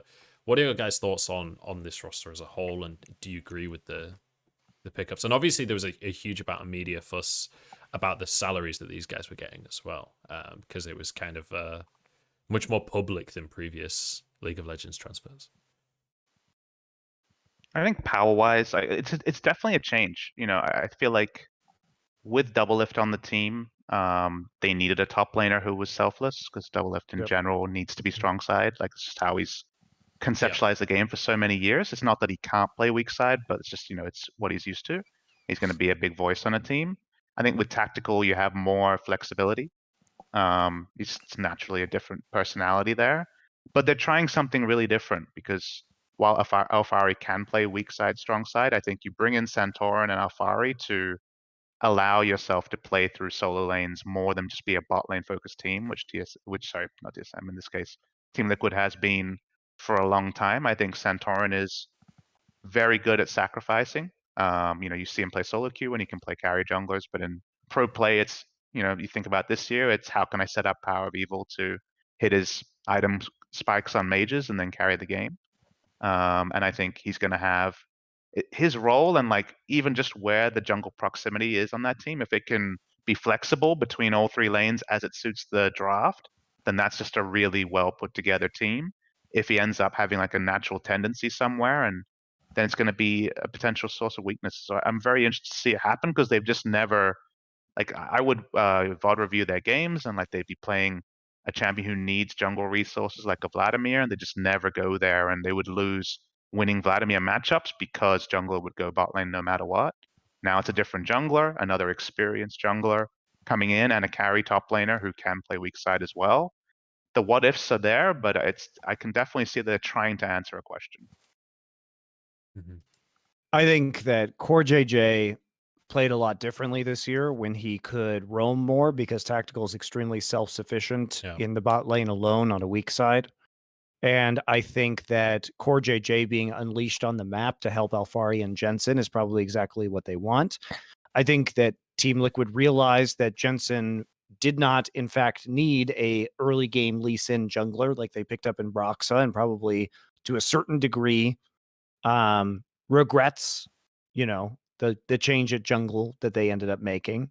And I think that Santorin is more of, I think he had a very good year on FlyQuest, but I agree with Papa that he was setting up Power of Evil very well. And I think that if you are Team Liquid and you're like, should we get a jungler that sets up a scaling mid laner and top laner super well? Maybe you go for Santorin. So I think this roster has a lot more streamlined synergy in theory than the last roster did. So I'm excited to see it. And I think that activating CoreJJ as your star player and roam around the map is much more compelling than funneling resources into Doublelift as an AD carry. I kind of was wondering, Papa, because obviously you're coming from OPL originally. Like, what do you think about the OPL being kind of consumed by North America? Like, would you have preferred to see OPL kind of stay on its own, or like, what do you think? Because obviously, like, personally, I think the OPL guys getting a chance in NA just seems amazing, like getting that kind of step up. But overall, what's your kind of thought process on it? It kind of feels a little bit like people think about with like best of 3 viewership, and was it the competing streams or the longer games and series that was like the thing that like pulled it together, because it was a really complicated thing for me to ingest. For example, my first thought was with my GM hat, because we got like an email like an hour before the public release, and it was like, oh wow, like who's this, like now Fudge and FBI are really, really big ticket players and this and that.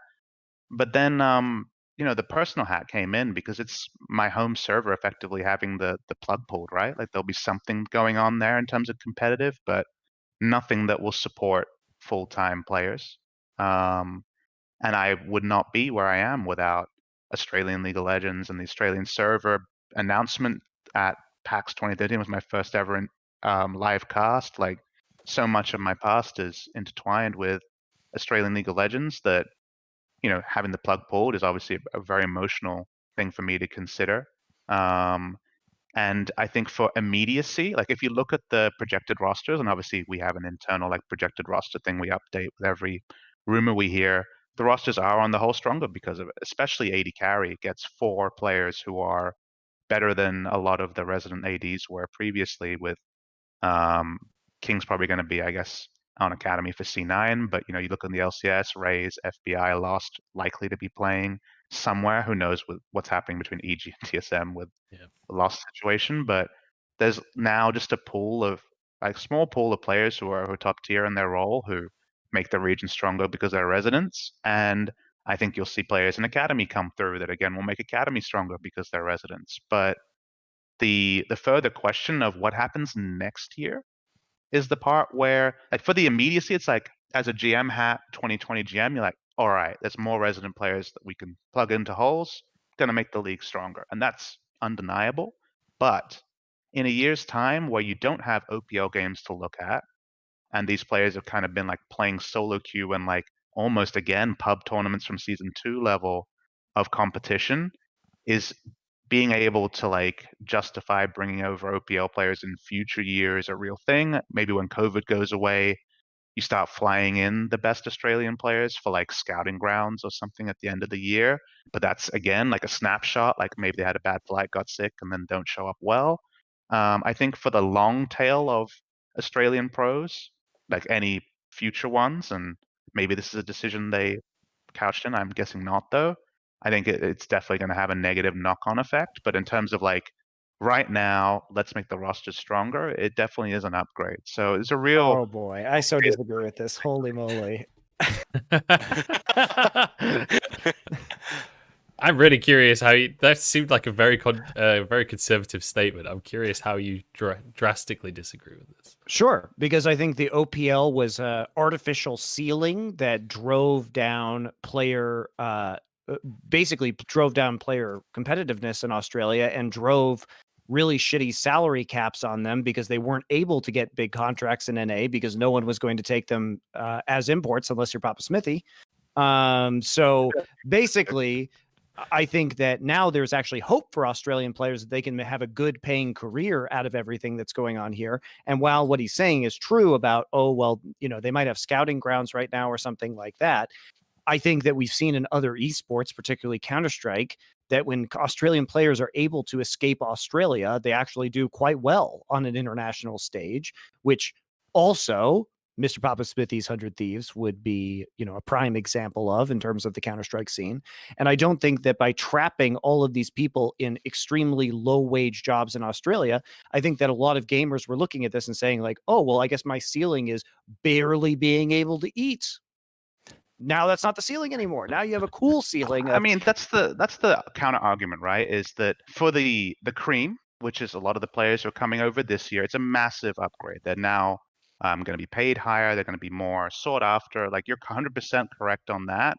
But it's like, do you blow up the 50 to prize the 5 is always an interesting thing to think about with these decisions.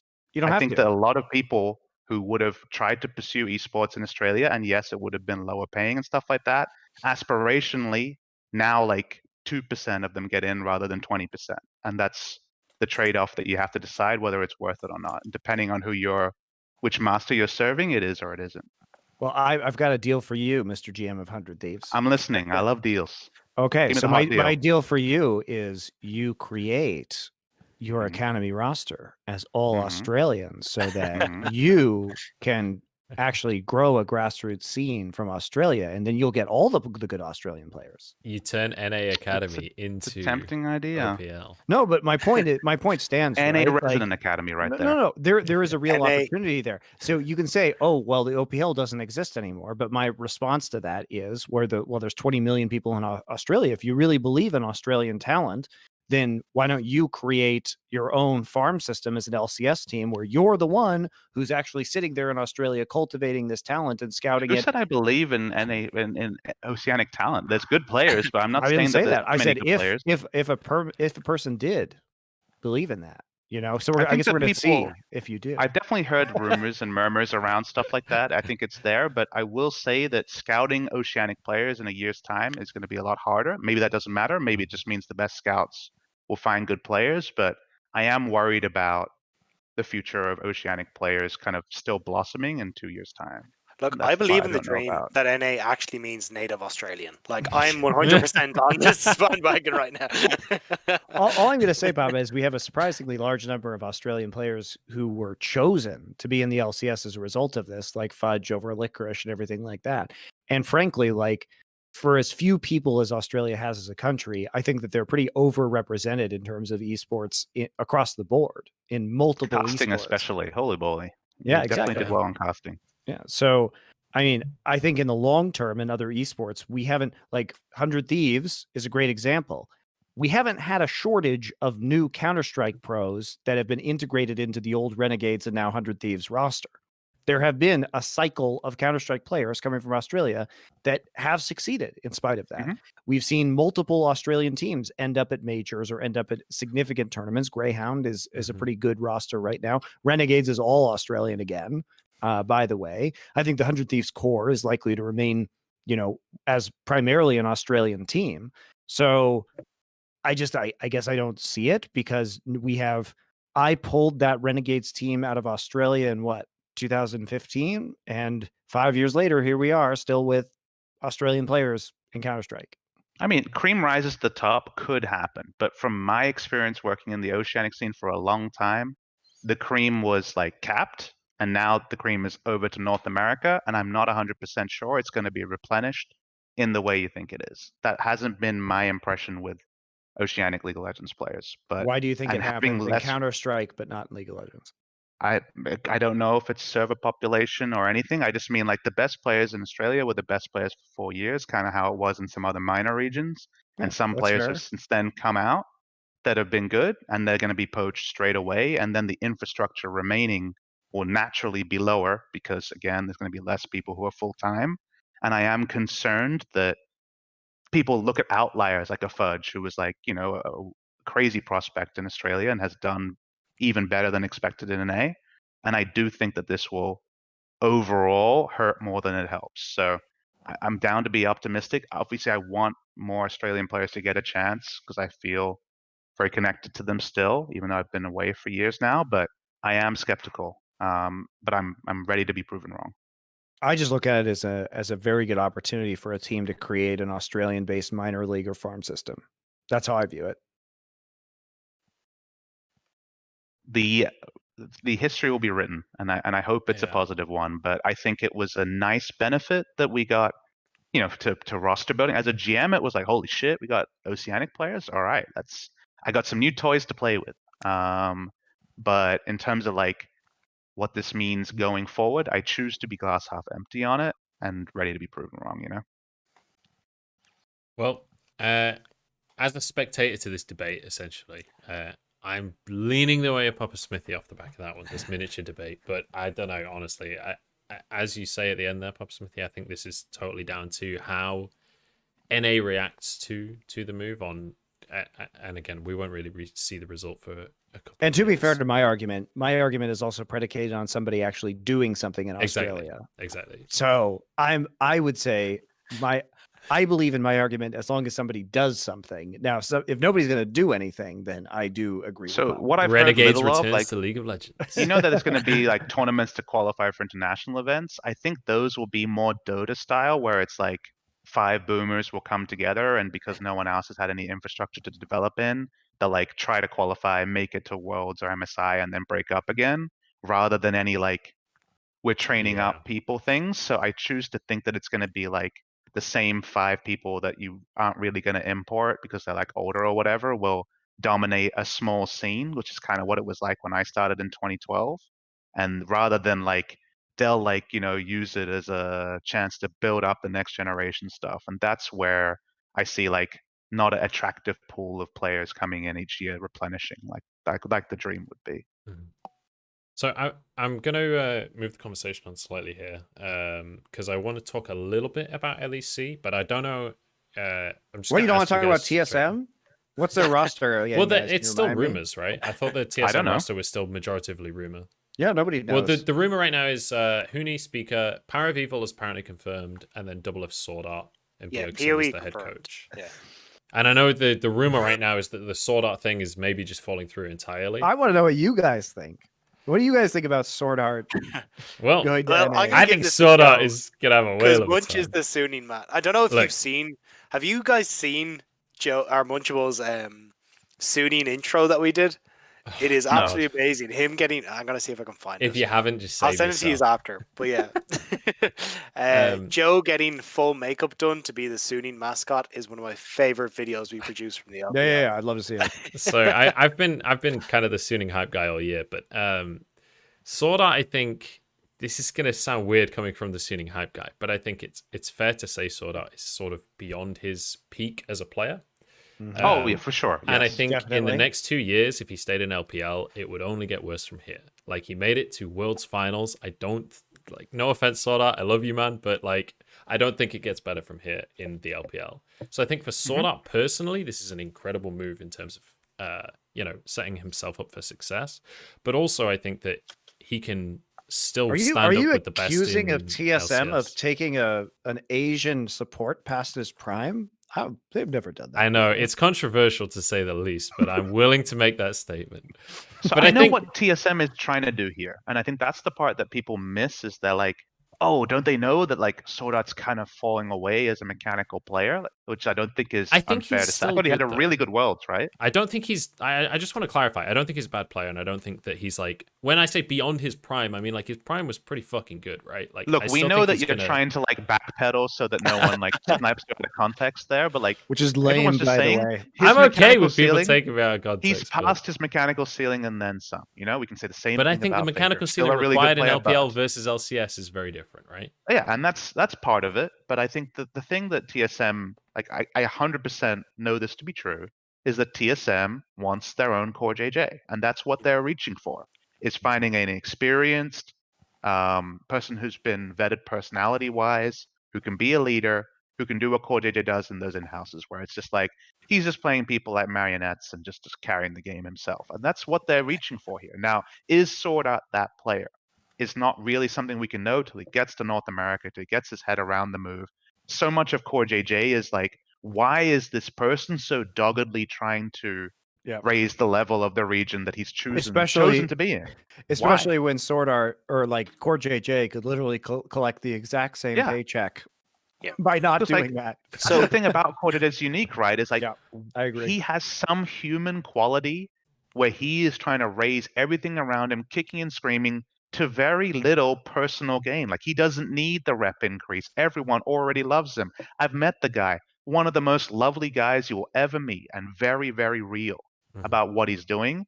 And I know that TSM looks at that and what he brings and what it could look like with Double Lift if things were going well, like it was for TL for a long period, and think we need a player like this. Now, the only question is that how much of that is the unique CoreJJ human side that is only one person in the world like that, and how much of that is like we were reaching for CoreJJ, we got the next best thing, but that doesn't actually apply to our situation at all. Mhm. We can't know, but clearly at almost any expense they're trying to make that kind of a move.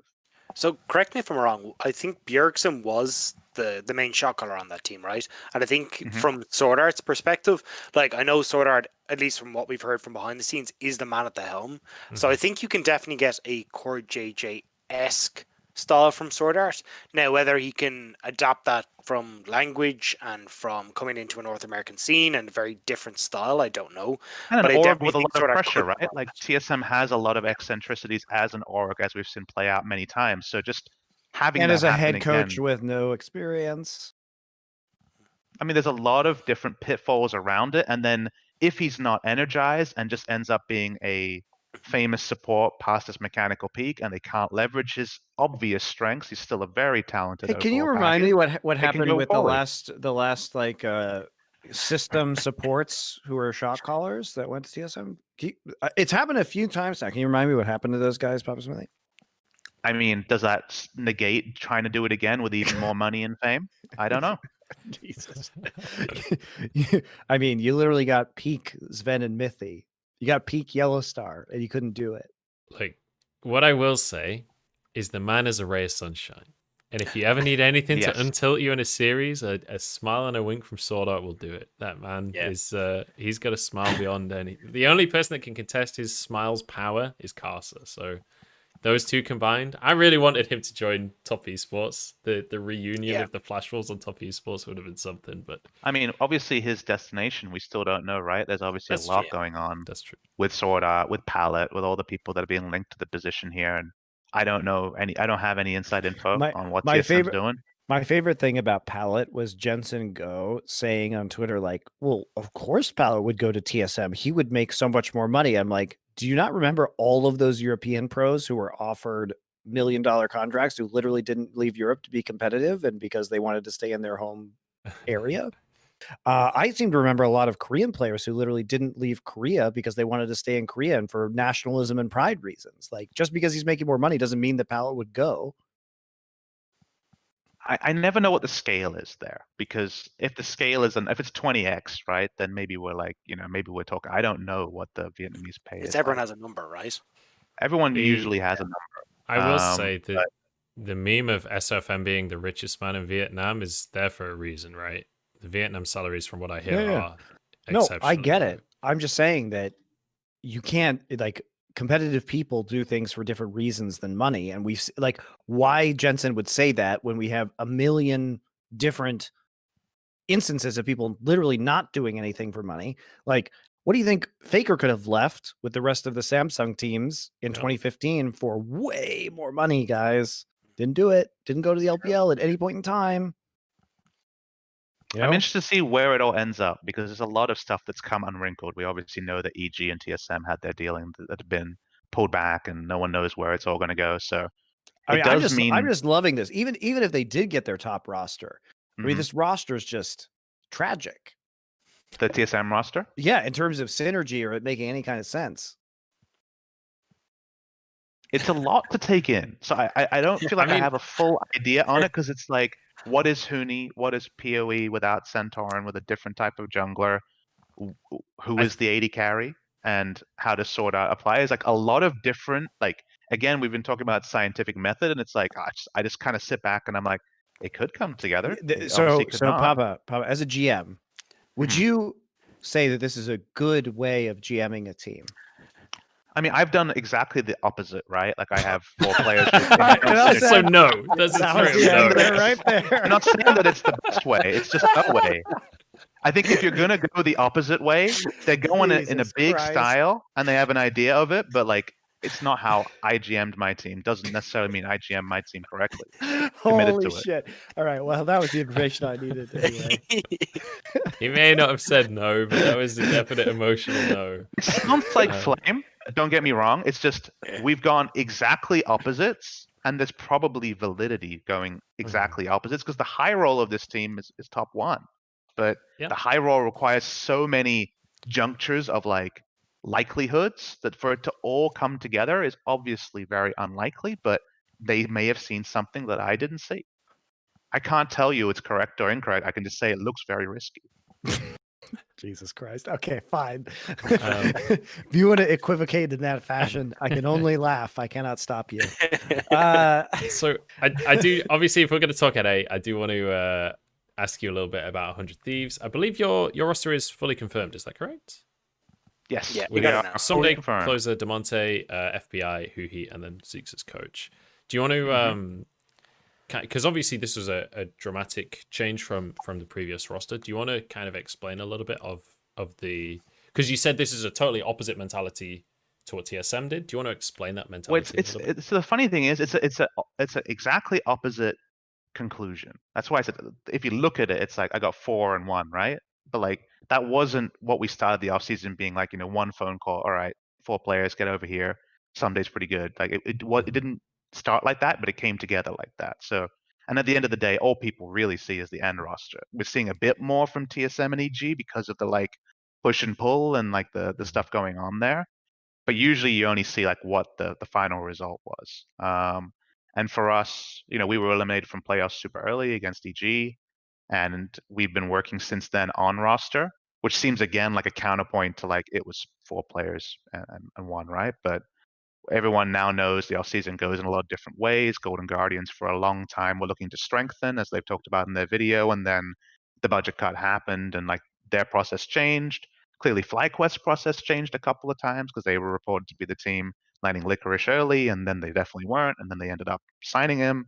So the offseason is very unpredictable about what happens. So that's the end result of like what your roster is really like one data point of something that's been shifting in priorities and negotiations every day since that day we were eliminated from EG.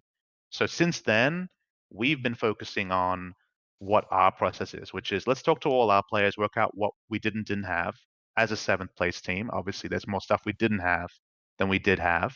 From there, it's like, okay, what do we need apart from like sick players, because obviously everyone wants to find the 6 players in every role. And our big thing is that, and it's going to be meme to hell, obviously, that we already did a video that we released on Twitter, but it's like this idea of like firepower, which can mean a lot of things. It's a very like easy word for fans to ingest, but it basically means a player who is both, there's like simple things like aggressive, but it's also like demanding, wants resources, knows how to carry when they have their resources, has a bit of an orbit around them where like, kind of like double lift on Team Liquid, like play around this player and you're probably going to win.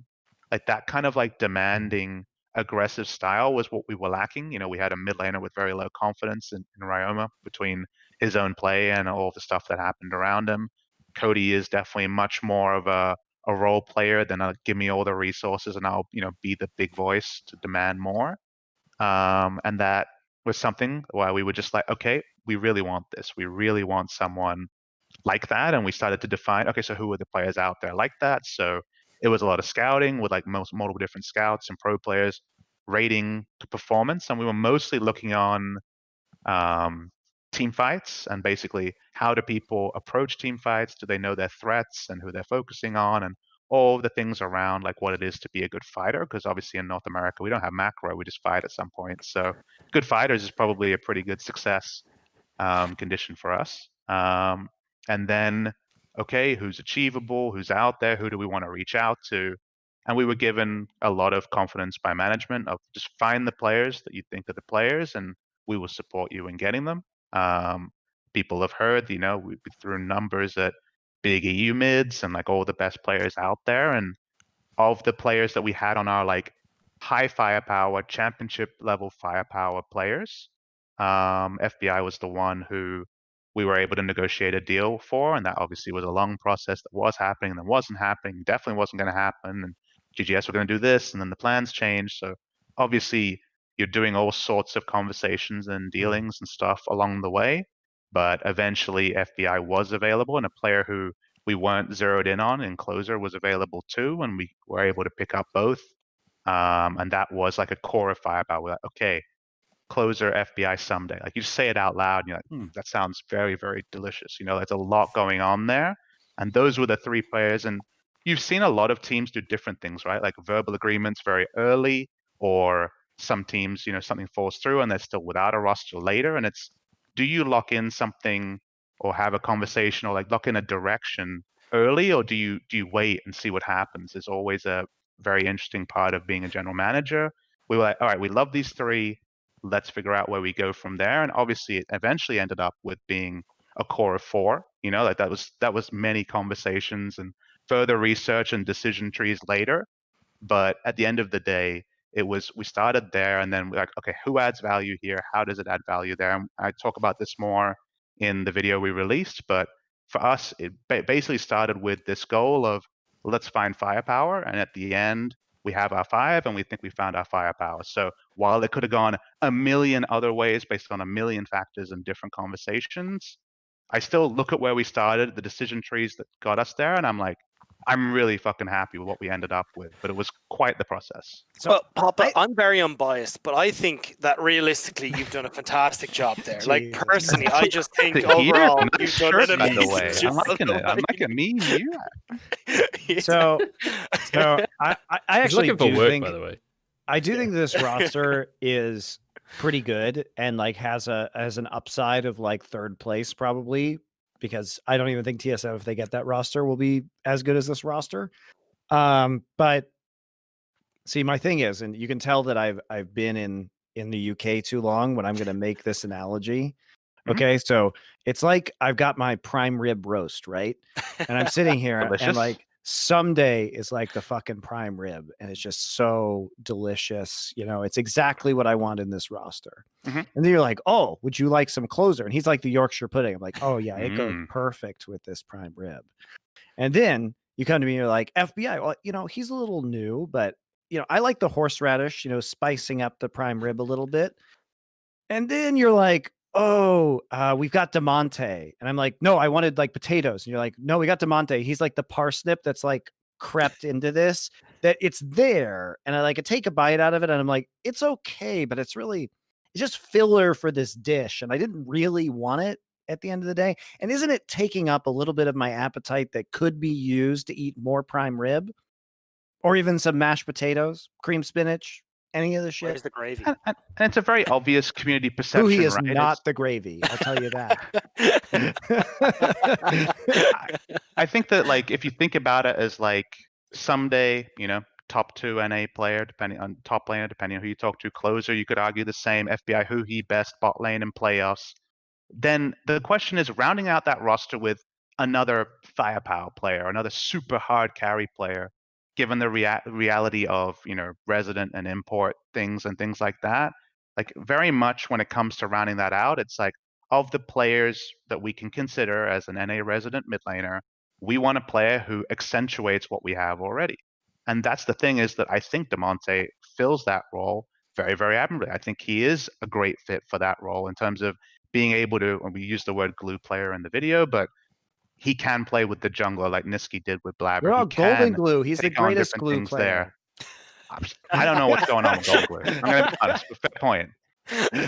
Also, he's got golden in the name, and Golden Guardian's apparently a thing for us. Yeah. But like at the end of the day, like there's always going to be constrictions, right? And as for resident players who will immediately add value to this roster, I don't think there is anybody You better notice than how he DeMonte, just is given doubling the down on scenario. the word resident like every single time. Look- When is I have a question for you, unrelated to this conversation. Uh-huh. When does Someday get his green card? I don't have the answer on that, and I don't think anyone who gives green card ETAs should be trusted too strongly. Ah, It I think always a the Biden shifting goal. administration could speed that up, don't you think? I mean, I've been asking the lawyers what the story is there. All right. That had nothing to do with that other conversation. Now back to the conversation we were having. Mhm. Okay, I get it. Anyway.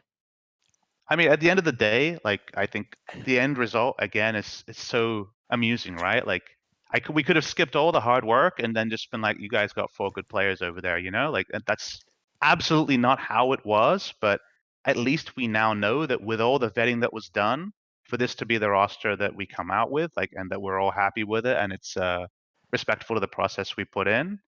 I can just look at it and say, I'm really happy what we have year on year. And then every year you look at it again and look to make little changes from there. So it's a pretty straightforward thing. And I'm also excited for when our academy roster gets to go live, because the academy roster has been set up in a way where we want to scrim this academy roster every day and have meaningful competition.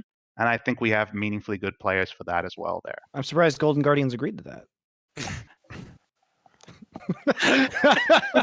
Just gonna keep doing it. Just get the knife in a little bit deeper. You know, at the end of the day, it's one of those things where when you end up with 4 Golden Guardians players, people are like, duh, you just stole it. And it's like, I mean, you're right. No, I am making 4 of your players.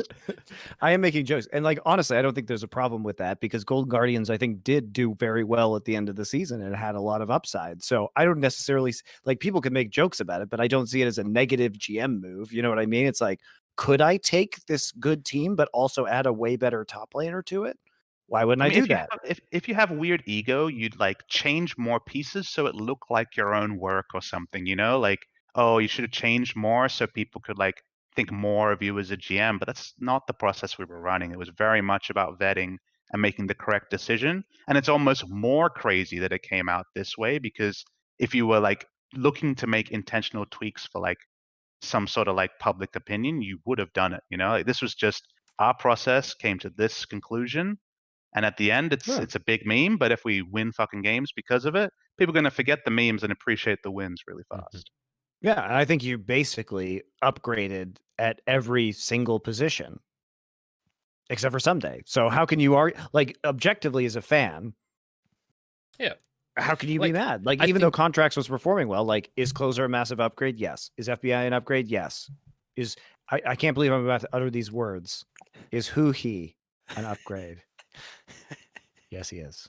You should. So one of the most interesting, the really early in-houses between Huhi and CoreJJ was the first time there wasn't huge support diff, because it's been mostly amateur supports against CoreJJ when he plays.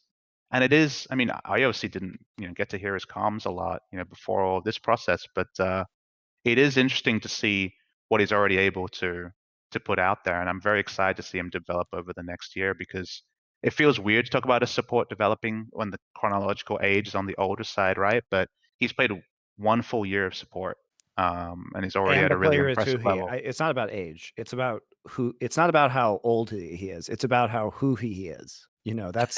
That's where But I wasn't stand. Huhi the best What's that Huhi in mean? 2016? Like he was a very important player at a time in his career.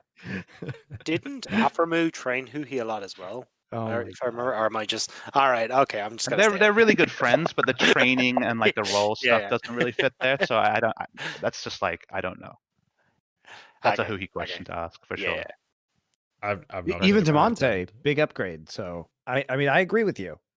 If anything, this should be a better iteration of that roster. And I think on the topic of it being like a meme of like the 100 Thieves Academy roster and all this, like there's a comparable parallel there to Fnatic being G2's Academy roster, right? That's the same meme, but in a U right now. The meme is only a negative meme to the team that is being called the Academy roster. And Exactly. it's only a You should just own positive that. meme to the team that's taking the players, right? I mean, Like, look, we're not shying away from it, right? Like Yeah. at the end of the day, it is what it is. Like pretending that something didn't happen when it objectively happened is a good way to just be memed on yourself, right? Like mhm.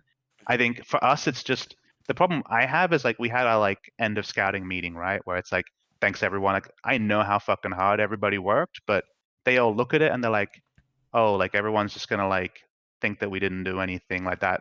Like from a like hours invested to now everyone kind of like papering over it as like, well, you just like made one phone call. Like from the people who work under me, I feel really bad for them because like they don't get the same like everybody like looking how appetizing it is Look. at the end. You get everyone reducing it to the negative meme around it. And for them it was that's why I had to be strong and be like, I fucking understand how hard you guys all worked. I look at our process year on year compared to when I first started to now.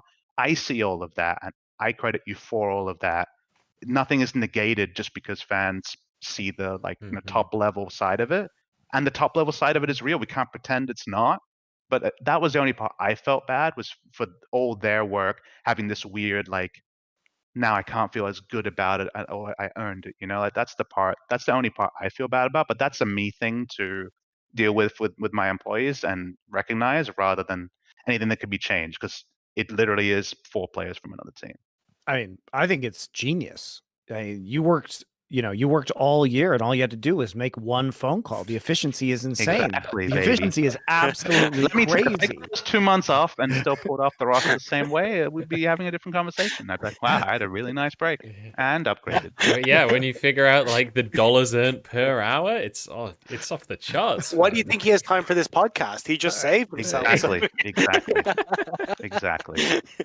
Yeah. Do you think TSM has time for this podcast right now? No. PapaSmithy GM God.